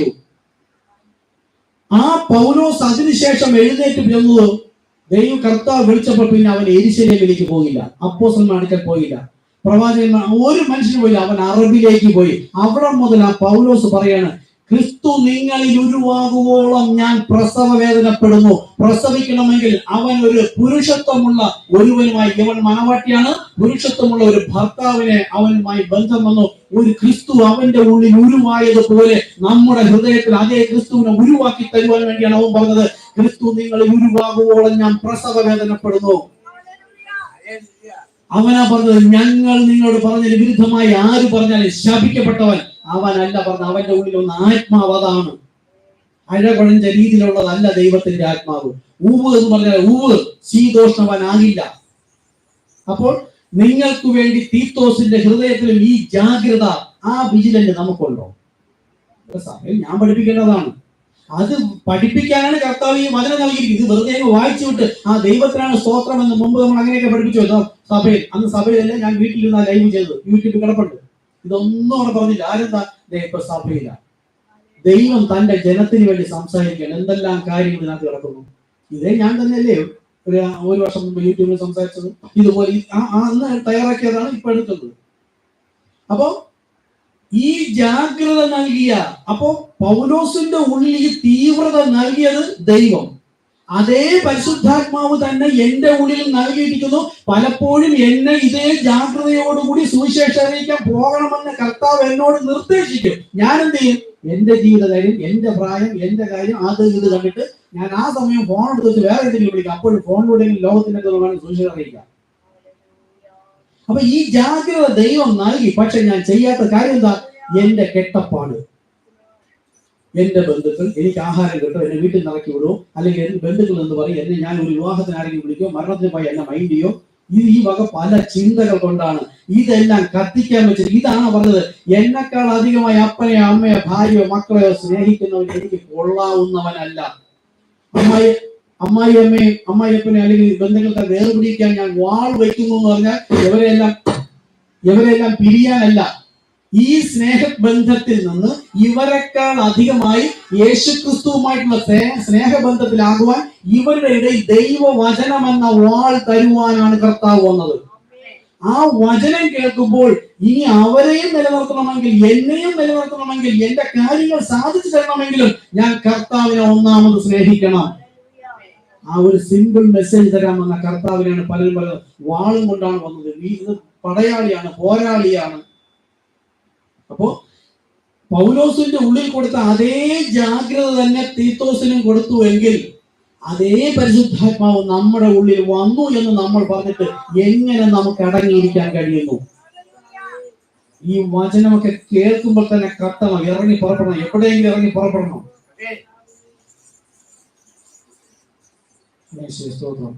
ഇനി 2 കൊരിന്ത്യർ 9:11 ഇങ്ങനെ ദൈവത്തിൽ ഇങ്ങനെ നേരത്തെ എന്താണ്? അതുകൊണ്ട് എന്ന് പറഞ്ഞാൽ അതുകൊണ്ട് എന്ന് പുരോഹിതൻ പഠിക്കണം. അവൻ മുഖാന്തരം, യേശു ക്രിസ്തു മുഖാന്തരം നമ്മുടെ പാപമോൻ, ഇതുപോലെയൊക്കെയാണ് വചനം പറഞ്ഞിരിക്കുന്നത്. അപ്പോൾ നമുക്ക് ബാക്കി കാര്യങ്ങൾ പരിശുദ്ധാത്മാവിലാണെങ്കിൽ അതെല്ലാം ഓർമ്മ വരും. അതുപോലെ അടുത്തൊരു കാര്യം തുടങ്ങുകയാണ്. അതിൽ തൊട്ട് മുകളിലൊക്കെ പറഞ്ഞിട്ടുള്ള കാര്യപ്രകാരം ഇങ്ങനെ ദൈവത്തിന് ഞങ്ങളാൽ സ്തോത്രം വരുവാൻ കാരണമാകുന്ന, എന്തുകൊണ്ട്? യേശു ക്രിസ്തു ദൈവമെന്ന് വിശ്വസിക്കുന്നു. ബൈബിളിൽ ഒരിടത്തും യേശു ക്രിസ്തുവിന് സ്തോത്രം പറയാൻ പറഞ്ഞിട്ടില്ല. ജഡീക ശുശ്രൂഷ ചെയ്യുന്നവരും ജഡീകമായി വിശ്വസിക്കുന്നവരും ആത്മാവിൽ വിശ്വസിക്കുന്ന നമ്മൾ എന്നോട് ചോദിച്ചിട്ടുണ്ട്, നിങ്ങൾക്ക് ദൈവം വേറൊരാണെങ്കിൽ ദൈവം വേറെയല്ലേ, യേശു ക്രിസ്തു വേറെയല്ലേ? ഇനി ഇപ്പോൾ നമ്മൾ പഠിപ്പിക്കുന്നു, ഇതിനൊരു മർമ്മം പറഞ്ഞു തരാണ്. ഇപ്പോൾ നമ്മൾ പഠിപ്പിക്കുകയാണ് യേശു ക്രിസ്തു തന്നെയാണ് ദൈവമെങ്കിൽ ദൈവത്തിന് സ്തോത്രം പറയേണ്ടതിന് പകരം ഇങ്ങനെ ദൈവത്തിന് ഞങ്ങളാൽ യേശു ക്രിസ്തു മുഖാന്തരം എന്ന് പറയണോ? ദൈവത്തിന് യേശു ക്രിസ്തു ദൈവം എന്ന് പറഞ്ഞാൽ യേശു ക്രിസ്തു സ്തോത്രം എന്ന് പറഞ്ഞാൽ പോരെ എന്ന് ചോദിച്ചാൽ എന്ത് മറുപടി പറയും? ഈ കർത്താവായ യേശു ക്രിസ്തു ഇറങ്ങി വന്ന് എനിക്ക് വേണ്ടി പാപസംബന്ധമായി മരിച്ച് നീതിക്ക് ജീവിക്കേണ്ടതിന് ക്രൂശ് മരണം അടക്ക പുനരുദ്ധാനം ചെയ്തില്ലെങ്കിൽ എനിക്ക് ദൈവമാരെന്ന് പോലും അറിയാൻ കഴിയില്ല. അതുകൊണ്ട് ദൈവത്തിന്റെ അടുക്കിലേക്ക് എന്ത് പോയാലും, സ്തോത്രമോ സ്തുതിയോ പ്രാർത്ഥനയോ എന്ത് പോയാലും എന്നിലൂടെ അല്ലാതെ, ഈ പാപമോചന യാഗം എന്നാൽ ഈ സ്നാനത്തിലൂടെ അല്ലാതെ എന്റെ ഒരു കാര്യവും ദൈവത്തിന് ചെയ്തു തരാൻ കഴിയില്ല. ചെയ്തു തരാൻ കഴിഞ്ഞാൽ അനീതിയുള്ളവനും നീതിയുള്ളവനും വിശുദ്ധനും ഒന്നുപോലെ ചെയ്തതുകൊണ്ട് ദൈവം കൊള്ളരുതാത്തവനാകും. എങ്കിൽ പിന്നെ നോഹയുടെ കാലത്ത് അനുസരണം കെട്ടവര് എത്രയോ പ്രായമുള്ള ആൾക്കാരുണ്ടാവാം, എഴുന്നേൽക്കാൻ കഴിയാത്തവരുണ്ടാവാം, അവരെയൊക്കെ കർത്താവ് കൊന്നില്ലേ? തന്റെ വചനം എന്ന് പറഞ്ഞാൽ ആ മരണക്കിടക്കയിൽ കിടന്നവൻ അല്ല കിടക്കയിൽ കിടക്കുന്നവനും എഴുന്നേൽക്കണം കർത്താവ് എന്ന് പറഞ്ഞാൽ കർത്താവ് എഴുന്നേൽപ്പിക്കും, അവിടെ കൊണ്ടുപോകും. ഇന്നത്തെ ശുശ്രൂഷകളിൽ എഴുന്നേൽക്കുന്നില്ലേ പലരും? അഭിനയം കാണിക്കുന്നുണ്ട്, അതല്ല, അല്ലാതെ ചാടി എഴുന്നേൽക്കുന്നവരുണ്ട്. അതുപോലെ ആ കിടക്കയിൽ കിടക്കുന്നവരുടെ സുവിശേഷം അറിയിക്കുമ്പോൾ എഴുന്നേൽക്കണമെന്ന് വിചാരിച്ചാൽ, അവൻ ആത്മാർത്ഥം വിചാരിച്ചാൽ അവനെ കർത്താവ് വിളിക്കും. അങ്ങനെ പോലും ഒരുവൻ ചിന്തിക്കില്ല എന്നത് കർത്താവിന് മുന്നമേ അറിയാവുന്നത് കൊണ്ടാണ് നോഹയോട് പറഞ്ഞത് 8 മനുഷ്യർക്കുള്ള അറയാണ് ഉണ്ടാക്കാൻ പറഞ്ഞത്. എന്നിട്ടാണ് ലോകത്തിന്റെ അറ്റത്തോളം പോയി പറയാം. നമ്മളൊക്കെയാണ് കർത്താവിനോട് അത്ര ഇന്റിമസി. കർത്താവെ, 8 മനുഷ്യരുടെ അറ ഉണ്ടാക്കാൻ പറഞ്ഞിട്ട് ഇത്രയും 10-120 വർഷം ഞാൻ ഇങ്ങനെ ലോകത്തോട് പറയേണ്ട ആവശ്യമുണ്ടോ? ഇല്ല. അറിയാതിരുന്നാൽ അവരെ എങ്ങനെ ന്യായം വിധിക്കാൻ കഴിയും? അതുകൊണ്ട് അത് മാത്രമെങ്കിലും നിങ്ങൾ തിരിച്ചറിഞ്ഞാൽ ഈ സുവിശേഷം അവരോട് അറിയിക്കണം. ഓക്കെ, ഇങ്ങനെ ദൈവത്തിന് ഞങ്ങളാ സ്തോത്രം വരുവാൻ കാരണമായിരിക്കുന്ന ഔദാര്യമൊക്കെയും കാണിക്കേണ്ടതിന് നിങ്ങൾ സകലത്തിലും സമ്പന്നന്മാരാകും. ഒന്നാമത് ആത്മീയമായി. ലോകം പറയുമ്പോൾ ഉടനെ നിങ്ങൾ പണം കൊണ്ട് നിറയും, കാറും ബംഗ്ലാവും വീടും വാങ്ങിക്കുന്നതൊന്നും അതൊക്കെ ഇതിനകത്ത് കൊണ്ട് ഇൻക്ലൂഡാണ്. ഇപ്പൊ ഒരു ബോക്സ് തരയാണ്, ഇതാ നോക്കുമ്പോ ഇതെന്തോന്ന് നിങ്ങൾ ആഗ്രഹിക്കുന്നില്ല, ഇത് കർത്താവായ യേശു ക്രിസ്തു, ഇത് നിങ്ങൾ എന്റെ നാമം നിങ്ങളുടെ സുവിശേഷം നിങ്ങൾ അറിയിക്കൂ എന്ന് പറഞ്ഞാൽ സുവിശേഷം അറിയിക്കാൻ പോയിട്ട് വരുമ്പോഴും നിങ്ങളുടെ പ്രശ്നങ്ങളും പ്രയാസങ്ങളും അതിനു മുമ്പുള്ള പ്രതിഫലം എല്ലാം തീർക്കാനുള്ളത് ഇതിനകത്തുണ്ട്. കാര്യം സമ്പന്നനായിരുന്ന ദൈവം ദരിദ്രനായ നമ്മൾക്ക് വേണ്ടി ദരിദ്രനായ കൃപ നിങ്ങൾ അറിയുന്നില്ലയോ? എന്തിനാ? എന്നെ സമ്പന്നനാക്കുവാൻ. ദൈവം സമൃദ്ധി ഉള്ള ദൈവം എന്റെ ദാരിദ്ര്യ നിമിത്തം ഇറങ്ങി വന്നെങ്കിൽ എന്നെ വീണ്ടും സമ്പന്നനാക്കാൻ അത് ഇതിനകത്തുണ്ട്. അത് വിശ്വസിച്ചാൽ മാത്രം നമ്മൾ ഇറങ്ങി പുറപ്പെടും, അപ്പോഴേ അത് കാണാൻ കഴിയുള്ളൂ. അപ്പൊ ഈ ഔദാര്യമൊക്കെ കാണിക്കേണ്ടതിന് നിങ്ങൾ സകലത്തിലും സമ്പന്നന്മാരാകും. ഇന്ന് ഈ ലവോദിക്ക സഭാകാലത്ത് ഈ സഭകളിൽ കാണുന്ന സമ്പത്തല്ല, അത് ലവോദിക്ക വെളിപ്പാട് പുസ്തകം 3:14 മുതൽ വായിച്ചാൽ അവിടെ അറിയാം. സഭാകാലങ്ങൾ ഞാൻ ഉടനെടുക്കാം, എടുത്തോണ്ടിരിക്കുകയാണ്. ഈ 7 സഭകളെ കുറിച്ച് പറയുന്നുണ്ട്. 6 കഴിഞ്ഞ് ഇപ്പോൾ 7ാമത്തെ ലവോദിക്ക സഭാകാലമാണ്. ഏതാണ് ശരി ഏതാണ് തെറ്റെന്ന് അറിയാത്ത നിൽക്കുന്നത് ഈ കാലത്ത് സഭകൾ മുഴുവൻ സമ്പന്നന്മാരാകുമെന്ന് ദൈവം പറഞ്ഞത് കൊണ്ട് അങ്ങനെ ആകുന്നതല്ല. ദൈവത്തിന് ആദ്യോട് അന്താൻ കാണാൻ കഴിയും. ഈ അവസാന ലവോദിക്ക സഭാകാലത്തുള്ള നമ്മൾക്ക് ഇവിടെ പ്രായമുള്ള ആൾക്കാരുണ്ടല്ലോ, 35-40 വർഷം മുമ്പ് ഇതിന്റെ പള്ളി പോലും ഉണ്ടോ? അന്ന് ഉപദേശിമാര് പാവം അമ്മച്ചിമാരുമായിട്ട് ചൂട്ടും കത്തി ഞാൻ കണ്ടിട്ടുണ്ട്. ഞാൻ ചൂട്ടും കത്തിച്ച് സന്ധ്യ ആകുമ്പോഴത്തേക്ക് വീശി സുവിശേഷം അറിയിച്ചിട്ട് പോകും. സൈക്കിൾ ഉരുട്ടിയെ പോകും, ഭാര്യയും കൂടെ ചവിട്ടാൻ പറ്റില്ല, ചിലപ്പോൾ വരമ്പില മുടുക്കിലൊക്കെ ആയിരിക്കും. എവിടെയെങ്കിലും കൊണ്ടുവച്ച് സുവിശേഷം അറിയിച്ചിട്ട് രാത്രി എന്തെങ്കിലും കിട്ടിയാൽ അതും കൊണ്ട് ആഹാരം വെച്ച് അവർക്ക് കൊടുക്കണം. അങ്ങനെ സുവിശേഷം അറിയിച്ചൊരു സമയമുണ്ട്. പക്ഷെ ഇപ്പോഴോ വെറും 30-40 വർഷം കഴിഞ്ഞപ്പോൾ എത്ര സമ്പന്നന്മാർ, കോടീശ്വരന്മാരായിരിക്കുന്നു. അത് മുഴുവൻ നമുക്ക് ദൈവം കത്തിക്കാൻ വെച്ചിരിക്കുന്നതിനെ വാരി കൂട്ടിയിട്ട് അവർ നിഗളിക്കുന്നു. ഞങ്ങൾ അതിന് അല്ല പ്രാധാന്യം, ക്രിസ്തുവിന് വേണ്ടി. അത് നിങ്ങൾ സുവിശേഷം വിതയ്ക്കുന്നവരുണ്ട്. അപ്പോൾ 1ാമത്തെ കൽപ്പന ലംഘിച്ചിരിക്കുന്നു. പാപമോചന സ്നാനം നിങ്ങൾ ലംഘിച്ചത് കൊണ്ട് നിങ്ങൾ വിതച്ചതൊന്നും സ്വർഗത്തിൽ അല്ലാത്തത് കൊണ്ട് നിങ്ങൾ അവിടെ പോവുകയുമില്ല, ഈ പ്രതിഫലം അവിടെ കിട്ടുകയുമില്ല. കാര്യം അവിടെ പോകുന്നില്ല. നിങ്ങൾ ഇവിടെ വിതച്ചോ, നിങ്ങൾക്ക് സമൃദ്ധിയായി ഇവിടെ തന്നെ കിട്ടുന്നു. ഞങ്ങൾ ഇവിടെ വിതയ്ക്കുന്നു, സ്വർഗത്തിൽ കൊയ്യുന്നു. അതുകൊണ്ട് ഇവിടെ സുവിശേഷത്തിന് വേണ്ടിയിട്ട് വാരി വിതറിയിട്ട് ഇവിടെ എന്തെങ്കിലും ദൈവനാമത്തിൽ കൊടുത്തിട്ട് ഒന്നും കിട്ടിയില്ല എന്ന് വിഷമിക്കുന്നുവെങ്കിൽ നിങ്ങൾ മറ്റുള്ളവരെ നോക്കുന്നു, വചനത്തെ നോക്കുന്നില്ല. ഞാൻ ഇവിടെ വിതയ്ക്കുന്നത് സ്വർഗത്തിലാണ്. അപ്പോഴും ഉണ്മാനും ഉടുപ്പാനും ഉള്ളതെല്ലാം കർത്താവ് നൽകും. ഇവിടെ കൂടെ നൽകും. അങ്ങനെ തന്നെ ഏറ്റവും പാവപ്പെട്ട ആൾക്കാർ തന്നെ അവിടെ ഇരിക്കുന്നത് ദൈവം നടത്തും. അപ്പോൾ ലവോദിക്ക സഭകൾ ഇത്രയും സമ്പന്നന്മാരെ നോക്കിയിട്ട് അവര് ഞാൻ ധനവാൻ സമ്പന്നൻ എനിക്ക് ഒന്നിനും മുട്ടില്ല. പക്ഷെ ദൈവം അവരെ കുറിച്ച് പറയാണ്, നീ അരിഷ്ടനും നഗ്നനും കുരുടനും. എന്താ ഈ ആത്മീക വെളിപ്പാട് വചനം അവൻ കാണുന്നുണ്ട്. ഈ വചനത്തിനകത്തുള്ള വെളിപ്പാട് കാണാൻ കഴിയാത്ത അന്ധനാണ്. നിന്റെ കണ്ണിൽ എഴുതുവാൻ, അത് ആത്മക്കണ്ണിൽ എഴുതുവാൻ ലേപനം പരിശുദ്ധാത്മാവ് എന്നോട് വിലയ്ക്ക് വാങ്ങുവാൻ പറഞ്ഞാൽ പൗലോസ് അപ്പോസ്തലൻ വലിയ സമ്പന്നനായിരുന്നു. അത്രയും സമ്പത്തൊന്നും ഇവിടെ ആർക്കും ഇല്ലല്ലോ. ഇപ്പം ചില ബലിഹിനൊക്കെ ഉണ്ടാവാം.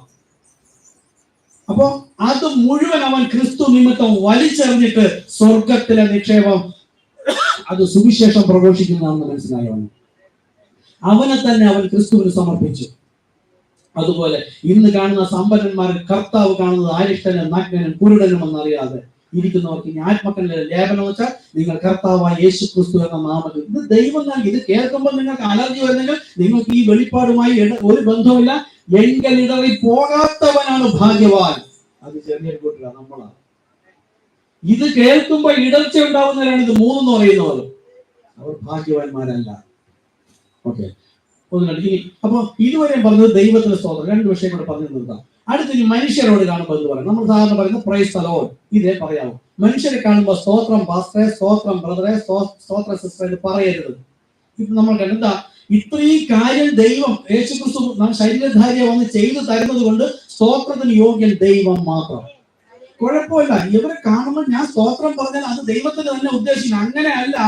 സ്തോത്രം പാസ്റ്ററെ, സ്തോത്രം ബ്രദറെ എന്നാണ്. കർത്താവേ സ്തോത്രം നിങ്ങളെ കണ്ടത് എന്ന് പറ. അപ്പോൾ കർത്താവേ സ്തോത്രം, കർത്താവിന്റെ സ്തോത്രം എന്താ നിങ്ങളെ കണ്ടതിന്.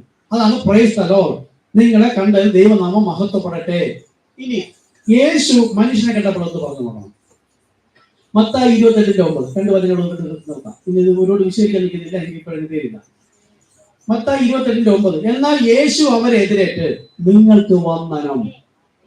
അപ്പൊ സ്വർഗത്ത് നിന്ന് ഒരുവൻ പുറപ്പെട്ടു വന്നാൽ, ഇനി സ്വർഗത്തിന്റെ ആത്മാവാണ് ഒരുവനിൽ വന്നാൽ അവൻ ഇത് തന്നെ പറയും, മനുഷ്യർക്ക് വന്ദനം, യേശുവിനെന്ത് സ്തോത്രം.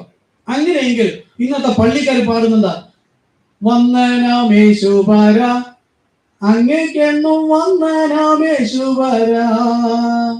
വെളിപ്പാട് ലഭിച്ച് നമ്മൾ അങ്ങനെ പാടും, സ്തോത്രം യേശുവര അങ്ങേക്കെന്നും സ്തോത്രം യേശുവര. ഈ വെളിപ്പാട് ലഭിക്കുമ്പോൾ യേശു ക്രിസ്തു മനുഷ്യനല്ല, ഇപ്പോൾ അവൻ ഉയർത്തെഴുന്നേറ്റ് സ്വർഗീയ സിംഹാസനത്തിൽ.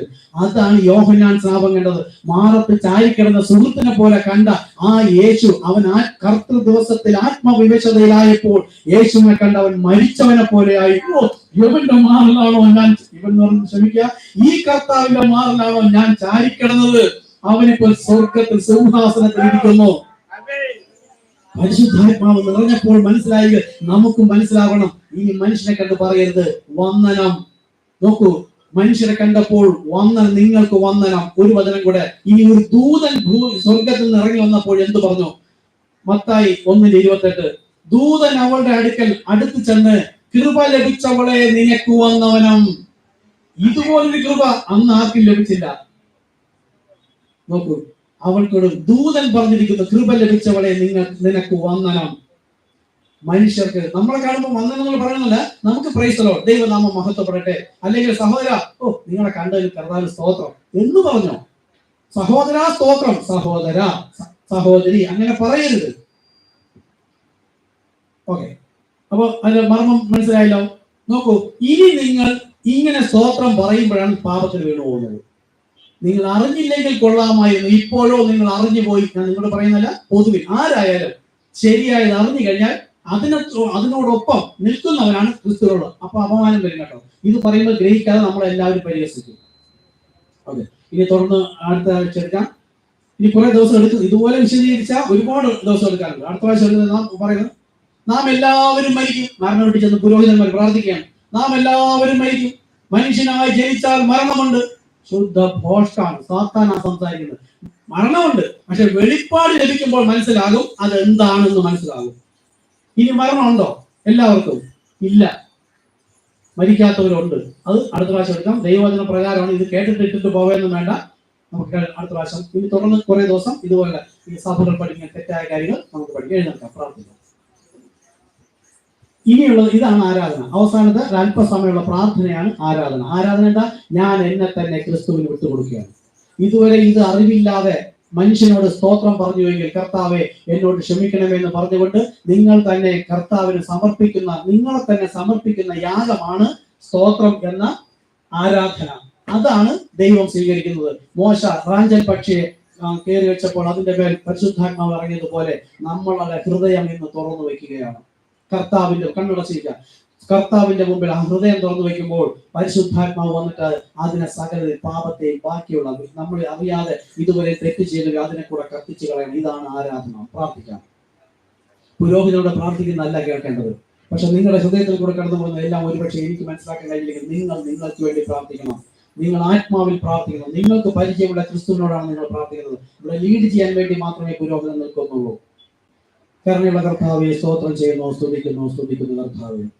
ഇന്ന് ഞങ്ങൾക്ക് വെളിപ്പെടുത്തി തന്ന തിരുവചന സത്യപ്രകാരം എല്ലാം ക്രിസ്തുവിൽ കർത്താവായ യേശു ക്രിസ്തു മുഖാന്തരമല്ലാതെ നമുക്കിത് ഈ ലഭിച്ച വെളിപ്പാട് നിലനിൽക്കണമെങ്കിൽ പോലും ഞാൻ കർത്താവായ യേശു ക്രിസ്തുവിന്റെ പാപപരിഹാര മാർഗമെന്ന ക്രൂശ് മരണ അടക്ക പുനരുത്ഥാനം എന്ന ആ നല്ല മനസാക്ഷി, ആ സ്നാനം ചെയ്ത് നമുക്ക് ലഭിക്കുന്ന പരിശുദ്ധാത്മാവാണ് അത് നിലനിർത്തേണ്ടത്. അല്ലാതെ നിൽക്കുന്നു എന്ന് പറയുന്നവൻ വീഴാതിരിക്കാൻ നോക്കട്ടെ എന്നാണ് ബൈബിൾ പറയുന്നത്. നിങ്ങൾ എന്നെ തിരഞ്ഞെടുത്തു എന്നല്ല, ഞാൻ നിങ്ങളെ തിരഞ്ഞെടുത്തു എന്ന് വരേണ്ടതിന് തന്നെ നമ്മളിപ്പോൾ കണ്ടു.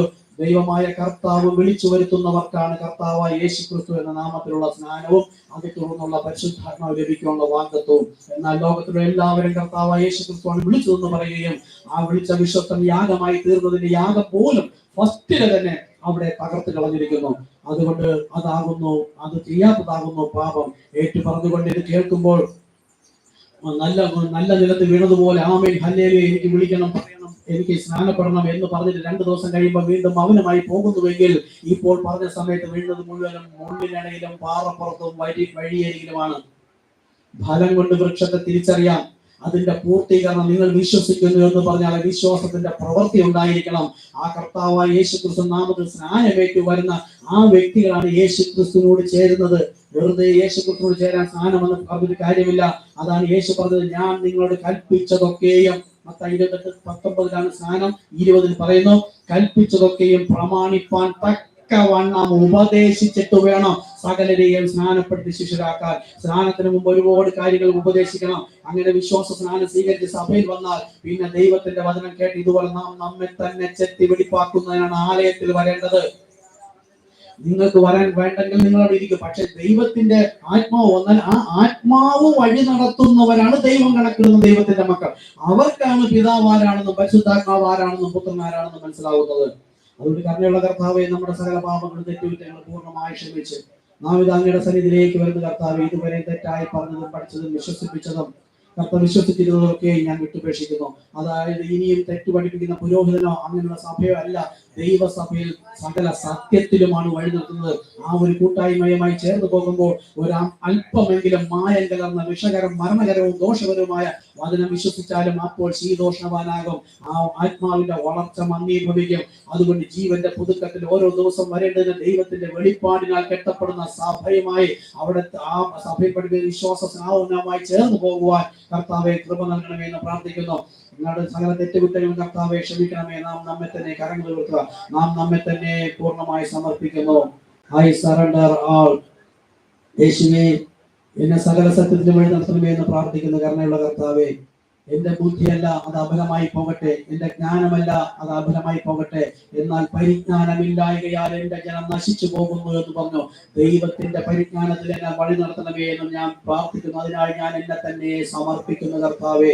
എന്റെ പാപബോധം അത് കണക്കിട്ടുകൊണ്ട് കർത്താവെ അത് പൂർണ്ണമായും അങ്ങ് ക്ഷമിച്ചുകൊണ്ട് അങ്ങയുടെ വിശുദ്ധ രക്തത്താൽ കഴുകി ജീവന്റെ പുതുക്കത്തിൽ വഴി നടപ്പാൻ നമ്മെ സഹായിക്കണമേ. ഇത് വെറുതെ പ്രാർത്ഥിക്കുന്നതല്ല, ആ ദൈവ തേജസ്സിന്റെ മുഖത്ത് വിളങ്ങുമ്പോൾ മറ്റുള്ളവർ ചോദിക്കണം, ഇതുവരെ കണ്ടത് എന്നതുപോലെ എന്തോ ഒരു പ്രത്യേകത. അതുകൊണ്ടാണ് ഞാൻ ഇങ്ങനെ അടുത്ത് വന്നത്. എന്താ അപ്പോൾ നമുക്ക് പറയാനുള്ളത്? സ്തോത്രം എന്ന യാഗം ഇടവിടാതെ അർപ്പിപ്പേൻ. അതായത് ക്രൂശിലെ യാഗം, സ്നാനം, കർത്താവിന്റെ വരവിനെ കുറിച്ച് കർത്താവ് നമുക്ക് വേണ്ടി ഒരുക്കിയിരിക്കുന്നത് എന്തെന്ന് അവരോട് പറയുന്നതാണ് ദൈവത്തിന്റെ ഇഷ്ടം. ആ പിതാവിന്റെ ഇഷ്ടം ചെയ്യുന്നവരത്രേ സ്വർഗരാജ്യം പ്രാപിക്കുന്നത്. കരുണയുള്ള കർത്താവേ, നമ്മുടെ പ്രാർത്ഥന കേട്ടവിടുന്ന് പൂർണ്ണമായി നമ്മുടെ പാപങ്ങൾ ക്ഷമിച്ച് ഈ കേട്ട വചനപ്രകാരം വിശുദ്ധിയോടുകൂടി ജീവിപ്പാൻ പരിശുദ്ധാത്മാവേ നമ്മെ വിളിച്ച് വേർതിരിച്ച് അഭിഷേകം ചെയ്തതിനായി നന്ദിയോടെ സ്തുതിക്കുന്നു. സകലതും അങ്ങയുടെ നാമം മഹത്വത്തിനായിരിക്കട്ടെ. യേശു ക്രിസ്തു നാമത്തിൽ ആമേൻ. ആമേൻ.